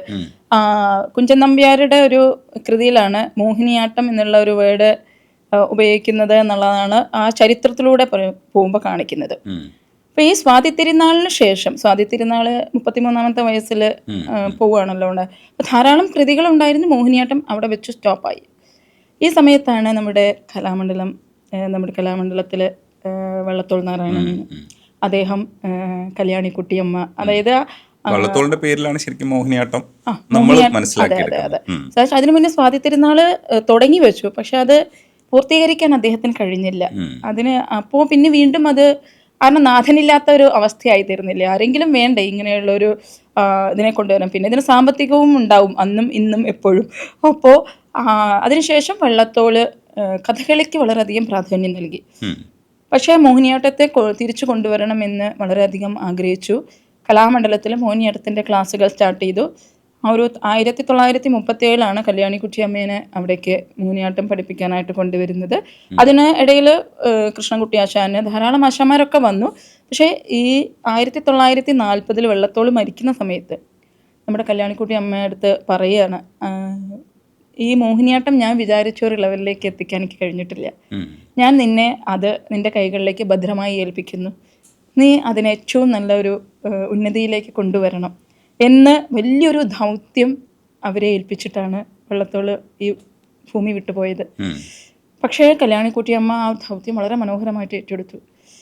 അതിന് ചിട്ടയായിട്ടുള്ള ഒരു ക്രമം ഉണ്ടാക്കി, പാഠ്യപദ്ധതി ഉണ്ടാക്കി. ഒപ്പം കല്യാണിക്കുട്ടിയമ്മയുടെ മക്കളായ കലാവിജയനും ശ്രീദേവിരാജനും അവരും ഉണ്ടായിരുന്നു.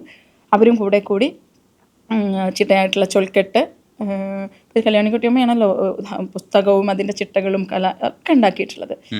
അങ്ങനെ ആ കല്യാണിക്കുട്ടിയമ്മ ഉണ്ടാക്കിക്കൊണ്ട് വന്ന ആ ഒരു മോഹിനിയാട്ടം പിന്നെ കേരള കലാമണ്ഡലത്തിൽ ധാരാളം, ഇപ്പോൾ എനിക്ക് തോന്നുന്നു സത്യഭാമ ടീച്ചർ, ക്ഷേമാവതി ടീച്ചർ, അപ്പോൾ ഇതൊക്കെ നേരിട്ടിട്ടുള്ള ഒരു തലമുറകളാണ്. ശരിക്കും പറഞ്ഞാൽ ഞങ്ങളെ സംബന്ധിക്കുമ്പോൾ ഞങ്ങൾ ഇത്രയും തൊട്ടടുത്താണ് മോഹിനിയാട്ടത്തിൽ നിൽക്കുന്നത്. അത് ശരിക്കും വളരെ ദൂരമല്ല, വളരെ വിദൂരമായിട്ടല്ല. ശരിക്കും മോഹിനിയാട്ടം നമ്മുടെ ഇങ്ങനെ അടുത്താണ് കിടക്കുന്നത്. പറയാൻ പറ്റും. അപ്പോൾ ശരിക്കും അതൊരു വല്ലാത്ത മൊമെന്റ് ആണല്ലേ ശരിക്കും മോഹിനിയാട്ടം. ഞാൻ ഉണ്ടായിരുന്ന കാലഘട്ടത്തിലാണ് അത്രയും. പിന്നെ അത് നീന പ്രസാദ്, അങ്ങനെ ധാരാളം ആളുകൾ, നല്ല കലാകാരന്മാർ മോഹിനിയാട്ടത്തെ വളരെ നല്ല രീതിയിലേക്ക് കൊണ്ടുപോയി. ഇന്ന് മോഹിനിയാട്ടം എന്ന് പറയുമ്പോൾ പല രീതിയിൽ, അതായത് പലർക്കും പല രീതിയിൽ, ഇപ്പോൾ മീതിൽ ദേവികയുണ്ട്, നീന പ്രസാദ് ഉണ്ട്, കലാമണ്ഡല ക്ഷേമാവതി ടീച്ചർ, സുഗന്ധി ടീച്ചറിൻ്റെ ഇത്. അപ്പോൾ അതിൽ ഭാവപ്രകാശനത്തിന് ഏറ്റവും കൂടുതൽ സാധ്യതയുള്ള ഒരു നൃത്തരൂപമായിട്ടാണ് എനിക്ക് മോഹിനിയാട്ടത്തെ കാണാൻ പറ്റിയിട്ടുള്ളത്. 1000-ലധികം സ്റ്റുഡൻസിനെ പഠിപ്പിച്ചിട്ടുണ്ടാവും. അതേപോലെ തന്നെ ഒരുപാട് അവാർഡുകൾ, ഇപ്പോൾ അബ്ദുൽ കലാം സ്മൃതി പുരസ്കാരം, പിന്നെ നാട്യ ചൂടാമണി, അത് ഭയങ്കര രസമാണ്. കേൾക്കുമ്പോൾ തന്നെ നമുക്കൊരു പവറൊക്കെ തോന്നുന്നുണ്ട്. അത്തരത്തിലുള്ള അവാർഡുകളൊക്കെ കിട്ടിയിട്ടുണ്ട്. പക്ഷെ അതിനപ്പുറത്തേക്ക് ഈ സ്റ്റുഡൻസിനെ കമ്മ്യൂണിക്കേറ്റ് ചെയ്യുന്നതിൽ വിജയിക്കുമ്പോൾ നമുക്ക് കിട്ടുന്നൊരു ഹർഷമുണ്ട്. പിന്നെ ഈ ടീച്ചർ അമ്മ എന്നൊക്കെയുള്ള വിളി കേൾക്കുമ്പോൾ പല നാടുകളിൽ നമ്മുടെ ശിഷ്യരുണ്ടെന്ന്, അവിടേക്ക് ചെല്ലുമ്പോൾ നമ്മളെ മീറ്റ് ചെയ്യുന്ന ശിഷ്യർ, ഇതൊക്കെ ഉള്ളപ്പോഴും ഒരു സ്വപ്നം, ഒരു അധ്യാപിക എന്നുള്ള രീതിയിൽ വലിയ സ്വപ്നം ഉണ്ടാവും. ചിലപ്പോൾ നാട് മുഴുവനും സ്കൂളുകൾ ഉണ്ടാക്കുക, അല്ലെങ്കിൽ അവിടെയൊക്കെ പഠിപ്പിക്കാൻ പോവുക, പറന്ന് കിടക്കുക എന്നൊക്കെ ഉള്ളതായിരിക്കും സ്വപ്നം. അതെനിക്കറിയില്ല എന്താണ് ശരിക്കുള്ള സ്വപ്നം. ഈ കമ്മ്യൂണിക്കേഷൻ പ്രോപ്പർ ആകുന്നു എന്ന് തോന്നുന്ന സമയത്ത് കിട്ടുന്ന ഒരു ഹർഷം ഉണ്ടാവും. ഞാനത് വിശ്വസിക്കുന്നുണ്ട്. അതൊരു സന്തോഷമുള്ളൊരു കാര്യമാണ്. നമ്മളൊരു കാര്യം കുട്ടിക്ക് പറഞ്ഞു കൊടുക്കാൻ ശ്രമിക്കുന്നു, കുട്ടിയുടെ ശരീരത്തിൽ അത് എത്തുന്നു, അവസാനം മനസ്സിൽ കടന്ന് ശരീരത്തിലേക്ക് അത് എത്തുന്നു, അത് കാണികൾ അതേ രീതിയിൽ അക്സെപ്റ്റ് ചെയ്യുന്നു. അത് ഭയങ്കര ഒരു പ്രോസസ്സാണ്. എവിടെയാണ് ഇതിൽ ഏറ്റവും കൂടുതൽ ഹർഷം കിട്ടുന്നത്? എന്താണ് ശരിക്കുള്ള സ്വപ്നം? ഒരു നർത്തകി എന്ന രീതിയിലുള്ള സ്വപ്നം, നൃത്തം ചെയ്യുക, നിരവധി വേദികളിലൂടെ ഞാൻ ഏറ്റവും കൂടുതൽ എന്നെ സ്നേഹിക്കുന്ന, അതെ ഞാൻ ഞാനായി തീരുന്ന നിമിഷം എന്ന് പറയുന്നത്. പക്ഷേ എൻ്റെ ഉത്തരവാദിത്തം എന്ന് പറയുന്നത് ഇപ്പോൾ നൃത്തവിദ്യാലയം, ധാരാളം നൃത്തവിദ്യാലയങ്ങളല്ല, എനിക്കിപ്പോൾ 2 വിദ്യാലയങ്ങളാണത്. അതിൽ വരുന്ന കുട്ടികളായിക്കോട്ടെ, ഓരോരുത്തരോടും എനിക്ക് പറയാനുള്ളത്, നൃത്തം എന്ന് പറയുന്നത് ഒരു കാലഘട്ടം വരെ നമ്മൾ പഠിച്ചെടുക്കേണ്ടത് തന്നെയാണ്. അതിന് വളരെ ഡെഡിക്കേഷൻ വേണം, സമയം അതിനു വേണ്ടി നമ്മൾ സ്പെൻഡ് ചെയ്യണം. അതായത് കൺസിസ്റ്റൻസി, ഡെഡിക്കേഷൻ, ആ ടൈം അതിന് വേണ്ടിയിട്ടുള്ളത്. അതിലുപരി ഏത് കാര്യത്തിനും നമ്മളൊരു ഏത് കാര്യത്തിലും ഒരു മണി എന്ന് പറയുന്നതും ഏറ്റവും പ്രധാനപ്പെട്ടത് കാര്യമാണ്. അപ്പോൾ ഇത് നമ്മൾ കാണാത്ത ഒരു ഇൻവെസ്റ്റ്മെൻറ്റ് പോലെ തന്നെയാണ്. കാരണം ഞാൻ പറഞ്ഞില്ലേ, നേരത്തെ പറഞ്ഞ ആ എനർജിയാണ് നമ്മുടെ ബോഡിയിലേക്ക് വരുന്നത്. അല്ലെങ്കിൽ നർത്തകിയായി തീരുമ്പോൾ ആ എനർജി എനിക്ക് കാണിച്ചു കൊടുക്കാൻ പറ്റില്ല. ഇങ്ങനെയൊരു സാധനമാണ് ഞാൻ ഉണ്ടാക്കി നിങ്ങളെ 8 കൊല്ലം കഴിഞ്ഞിട്ട് നിങ്ങളുടെ മോൾക്ക് അങ്ങനെ നമുക്കൊരിക്കലും ചെയ്യാൻ പറ്റില്ല. പക്ഷേ നിങ്ങൾക്ക് കാണാൻ കഴിയും ആ ചേഞ്ച് എന്താണ്. ഡിസിപ്ലിൻ ഉള്ള ഒരു കുഞ്ഞ് മാറുന്നത് കാണാൻ പറ്റും. കാരണം ഭരതാഞ്ജലി എന്ന് പറയുന്ന നൃത്തവിദ്യാലയം ഒരിക്കലും ഇങ്ങനെ തട്ടി അടവ് മാത്രം പഠിപ്പിക്കുന്ന ഒരു സ്പേസ് അല്ല. അതിലേക്ക് കയറി വരുന്ന ഒരു കുട്ടി എങ്ങനെയായിരിക്കണം ഒരു അധ്യാപികയോട് പെരുമാറേണ്ടത്. അവിടെ വരുന്ന ഓരോ കുട്ടിയും നമസ്തേ പറയാതെ വരില്ല. ഒരു ഡിസിപ്ലിൻ നമുക്ക് അവിടെ കൊടുക്കുന്നുണ്ട്. ഇത് അവരുടെ ലൈഫിൽ അറിയാതെ അവർ കൊണ്ടുപോകുന്ന ഒരു കാര്യമാണ്. ആ ഡിസിപ്ലിൻ മുതൽ അടവ് മുതൽ ആ അടവിലും ഒരു ഡിസിപ്ലിൻ ഉണ്ട്. മെമ്മറി പവർ നല്ലോണം കൂടുന്നുണ്ട് പഠിക്കുമ്പോൾ. ശ്ലോകാസ് ഉണ്ട്. ഈ ശ്ലോകാസ് ഇവർ പഠിക്കുമ്പോൾ ഇവരുടെ മെമ്മറി കപ്പാസിറ്റി കൂടുന്നുണ്ട്. അപ്പോൾ ഈ മെമ്മറി അവർ കൂടുമ്പോൾ പിന്നെ ഇതിനു വേണ്ടി ഇവർ ഒരു അരമണിക്കൂർ സ്പെൻഡ് ചെയ്യുന്നുണ്ടെങ്കിൽ ഒരിക്കലും അത് ടൈം വേസ്റ്റ് അല്ല. കാരണം അവർ ഇപ്പോൾ ഒരു 4 മണിക്കൂർ പഠിക്കുന്ന ഒരു കുട്ടിയാണെങ്കിൽ 3.5 മണിക്കൂർ പഠിച്ച് അരമണിക്കൂർ അവർ പ്രാക്ടീസ് ചെയ്യുമ്പോൾ അവരുടെ ബ്രെയിനിൽ സംഭവിക്കുന്ന ഒരു വേറൊരു കാര്യം എന്താണെന്ന് വെച്ചാൽ അത് ബ്രെയിനിൽ ഓക്സിജൻ കപ്പാസിറ്റി കൂടിയാണ്.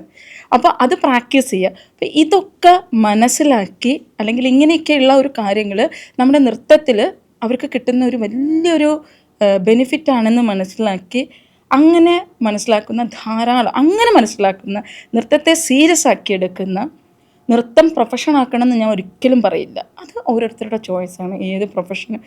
ഇപ്പോൾ നമുക്ക് ഒരു ഡോക്ടർ ആവാം, എൻജിനീയർ ആവാം. അതൊക്കെ നമുക്കിപ്പോൾ എന്നെ സംബന്ധിച്ച് ഞാൻ നൃത്തം എൻ്റെ ജീവവായുവാണ്, എൻ്റെ ജീവിതവുമാണ്. എനിക്ക് എൻ്റെ വരുമാന മാർഗവും ഈ നൃത്തം തന്നെയാണ്. ഇപ്പോൾ അത് വരുമാന മാർഗമായി പോയതാണ്.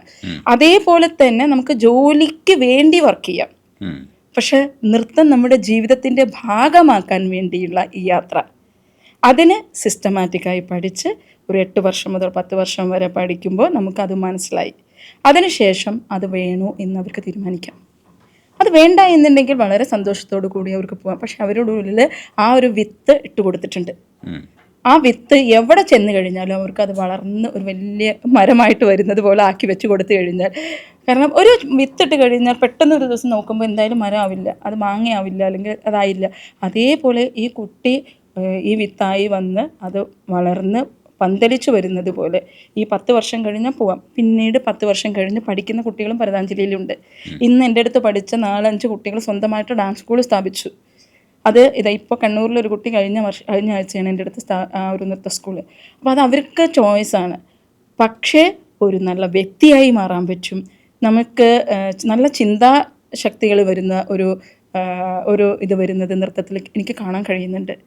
പിന്നെ നേരത്തെ പറഞ്ഞ പോലെ ഒരു പീസ് ഓഫ് മൈൻഡ്. ഏത് ജോലി ചെയ്യുമ്പോഴും കുറച്ച് നേരം ഏതെങ്കിലും ഒരു പാട്ട് വെച്ച്, നമ്മൾ ഓൾറെഡി താളവും ഇതൊക്കെ പഠിച്ചിട്ടുണ്ട്, ആ പാട്ടിനനുസരിച്ച് അർത്ഥം അറിയുമെങ്കിൽ അവർക്കൊരു മുദ്രയിടാം. കുറച്ച് സ്വന്തമായിട്ടുള്ള സമയം കണ്ടെത്താൻ, തനി ആരുടെയും ഹെൽപ്പില്ലാണ്ട് തന്നെ. അപ്പോൾ ഇങ്ങനെയുള്ള ഒരു ജനറേഷൻ അറിഞ്ഞ് മനസ്സിലാക്കി പഠിക്കുന്ന ഒരു വലിയ തലമുറയെ വാർത്തെടുക്കണം എന്നുള്ളത് തന്നെയാണ് എൻ്റെ സ്വപ്നം.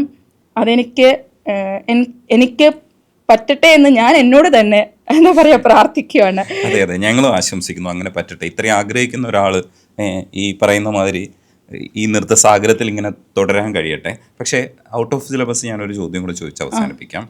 ശരിക്കും ഇതല്ലാതെ ഇതൊന്നും അറിഞ്ഞുകൂടാതെ തുള്ളുന്നതും ഒരു റിലാക്സേഷൻ അല്ലേ?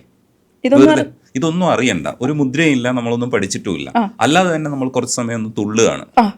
പിന്നെ അതും ഒരു സുഖമല്ലേ? പിന്നെ അത് ഭയങ്കര കാരണം ബോഡി മൂവ്മെന്റ് എന്ന് പറയുമ്പോൾ വെറുതെ നമുക്കൊന്നും ചാടി നോക്കൂപ്പോ വെറുതെ. അതെ, അപ്പൊ ഒന്ന് നോക്കി നോക്കോ. ഇത്രയും നേരം നമ്മളിങ്ങനെ ഇരിക്കുമല്ലേ, ഇരിക്കുമ്പോൾ ഉണ്ടാവുന്ന സയന്റിഫിക് ഒന്നും വേണ്ട, നമുക്ക് എന്തൊരു സന്തോഷമായിരിക്കും. വെറുതെ ബീച്ചിൽ എന്തുകൊണ്ടാ ചാടി കളിക്കുന്നത്, അല്ലെങ്കിൽ ഒരു പാർട്ടിയിൽ എന്തുകൊണ്ടാ ഒരു പാട്ട്, ആ പാട്ട് ആർക്കെങ്കിലും പറഞ്ഞിട്ടാണോ? ഒന്നും പറഞ്ഞിട്ടല്ല. അപ്പോൾ ഒരു പാട്ടിനനുസരിച്ച് നൃത്തം ചെയ്യാന്ന് പറയുന്നത് അതിൻ്റെ ടെക്നിക്കൽ വശങ്ങളോ അല്ലെങ്കിൽ അതിൻ്റെ മറ്റുള്ള വശങ്ങളോ ഒന്നും അറിഞ്ഞിട്ടല്ല. അവിടെ നമുക്ക് കിട്ടുന്ന ഒരു സന്തോഷമുണ്ട്. അപ്പോൾ ആ സന്തോഷം അൾട്ടിമേറ്റ് തന്നെയാണ്. അത് അറിഞ്ഞു പഠിച്ചാലും അറിഞ്ഞു പഠിച്ചില്ലെങ്കിലും സന്തോഷം എന്ന് പറയുന്നതാണ് അതിൻ്റെ അൾട്ടിമേറ്റ്. പക്ഷെ അറിഞ്ഞിട്ട് പോകുമ്പോൾ ആ സന്തോഷം എൻജോയ് ചെയ്ത് പോകാൻ പറ്റും. അത് ഭയങ്കര ആ ജേണി നമുക്ക് ആസ്വദിച്ച് പോകാൻ പറ്റും. പക്ഷെ അറിയാതെ പഠിക്കുമ്പോൾ അവിടെ ജേണി അല്ല, അത് ആ ഒരു നിമിഷം. അത് രണ്ടും വേണം. അത് രണ്ടും ആർക്കും ഏത് വേണമെങ്കിലും സ്വീകരിക്കാം. ഒരു പാട്ടിൻ്റെ കൂടെ എത്ര മണിക്കൂർ അല്ലെങ്കിൽ കുറേ നേരം ആസ്വദിച്ച് ഡാൻസ് ചെയ്ത് നോക്കൂ. മനസ്സ് സന്തോഷിക്കട്ടെ, ശരീരം സന്തോഷിക്കട്ടെ. ഇത് ഞാനൊക്കെ തുള്ളുന്നത് അല്ലാതെയാണ് കേട്ടോ, ഇത് അറിഞ്ഞു തുള്ളുന്നതിനെ കുറിച്ചാണ് പറഞ്ഞത്. ജനിച്ചൊരു കുഞ്ഞു ഡാൻസ് അറിഞ്ഞിട്ടാണോ ആ പാട്ടിനനുസരിച്ച് ഇങ്ങനെ നിന്ന് ചാടുന്നത്? അല്ല, നമ്മൾ ആ കുഞ്ഞിന്റെ ഡാൻസ് നമ്മൾ എങ്ങനെ എൻജോയ് ചെയ്യുന്നത്? നമ്മൾ ആ കുഞ്ഞില് മുദ്ര കണ്ടിട്ടാണോ? ഇല്ല, നമ്മൾ ഭയങ്കര രസമായിട്ട് ആ കുഞ്ഞ് വെറുതെ കൈകൊണ്ട് ഇങ്ങനെ ആട്ടും. അപ്പൊ നമ്മളൊരു ആ ചക്കരയെ കളിക്ക് പറഞ്ഞ് അവരെ പ്രോത്സാഹിപ്പിക്കുന്നുണ്ട് അല്ലേ? അതെന്താ? ഞാൻ നേരത്തെ പറഞ്ഞ ഒരൊറ്റ കാര്യം, എനർജി. അതിൽ കൊണ്ടുവന്ന് ഫിറ്റ് ചെയ്തു. ഓക്കെ, എന്തിൽ കൊണ്ടുവന്ന് ഫിറ്റ് ചെയ്താലും സംസാരം ഞാൻ കേട്ടിരുന്നു. ചില കാര്യങ്ങളൊക്കെ ചോദിച്ചറിയാൻ ശ്രമിച്ചിട്ടുണ്ട്. ചില കാര്യങ്ങളൊക്കെ എവിടെയൊക്കെയോ നിന്ന് പോയെന്ന് എനിക്കറിയില്ല. അത് കുറച്ചുകൂടെ കഴിയുമ്പോൾ റീഡ് ചെയ്യുമ്പോഴാണ് അത് ചോദിച്ചിട്ടില്ലല്ലോ എന്നൊക്കെ മനസ്സിലാക്കുന്നത്. എന്തായാലും ശരി, സംസാരിക്കാൻ കഴിഞ്ഞതിൽ വളരെയേറെ നന്ദിയുണ്ട്. നിങ്ങളെ നൃത്തം ഇങ്ങനെ തുടരട്ടെ, എല്ലാവരും സന്തോഷിക്കട്ടെ, കുറേ കുട്ടികളെ കിട്ടട്ടെ, ഈ പറയുന്ന രീതിയിൽ അറിഞ്ഞ് പഠിക്കുന്ന കുറേ കുട്ടികളെ കിട്ടട്ടെ. Thank you Rajneesh. രജേഷിനോട് അതുപോലെ തന്നെ. കാരണം മനോഹരമായ ഒരു എന്നെ പുകഴ്ത്തുന്നേ. കാരണം രജനീഷിന്റെ പലപ്പോഴും ഞാൻ കേൾക്കാറുണ്ട് ഒരു സബ്ജക്റ്റിനെ കുറിച്ചുള്ള ഡീപ്പായിട്ടുള്ള ആ ഒരു ഇതിലുള്ള യാത്ര. അപ്പം ഞാൻ എപ്പോഴും ആഗ്രഹിക്കുന്നതായിരുന്നു രജനീഷ് എനിക്കൊരു ഇൻ്റർവ്യൂ അല്ലെങ്കിൽ ഇതുപോലെ ഒരു സംഭാഷണം നടത്തണം എന്നുള്ളത്. ശരിക്കും ആ ഒരു രജനീഷിൻ്റെ കൂടെ പോയപ്പോൾ, ചെറുപ്പം മുതൽ ഇത്രയും വന്നിട്ടുള്ള ആ ഒരു ജേണിയിലൂടെ പോയപ്പോൾ, ഈ ഒരു മണിക്കൂർ അല്ലെങ്കിൽ 1.5 മണിക്കൂറിനുള്ളിൽ ഞാനും ആ ഒരു യാത്രയിലൂടെ പോയി. മനോഹരമായിട്ട് ചോദിച്ചു. ഒരുപാട് സന്തോഷം. നമ്മൾ പറയില്ല, ചില മാനിഫെസ്റ്റേഷൻ എന്ന് പറയുന്നത് ചിലപ്പോൾ സംഭവിക്കുക എന്നുള്ളത്, അങ്ങനെ ഒരു ദിവസമാണെന്ന്. Thank you. ഇത്രയും സമയം എനിക്ക് വേണ്ടി ചിലവഴിച്ചതിലും എൻ്റെ നൃത്തത്തിൻ്റെ കൂടെ യാത്ര ചെയ്തതിലും ഒരുപാട് സന്തോഷം. നന്ദി രജനീഷ്. Thank you.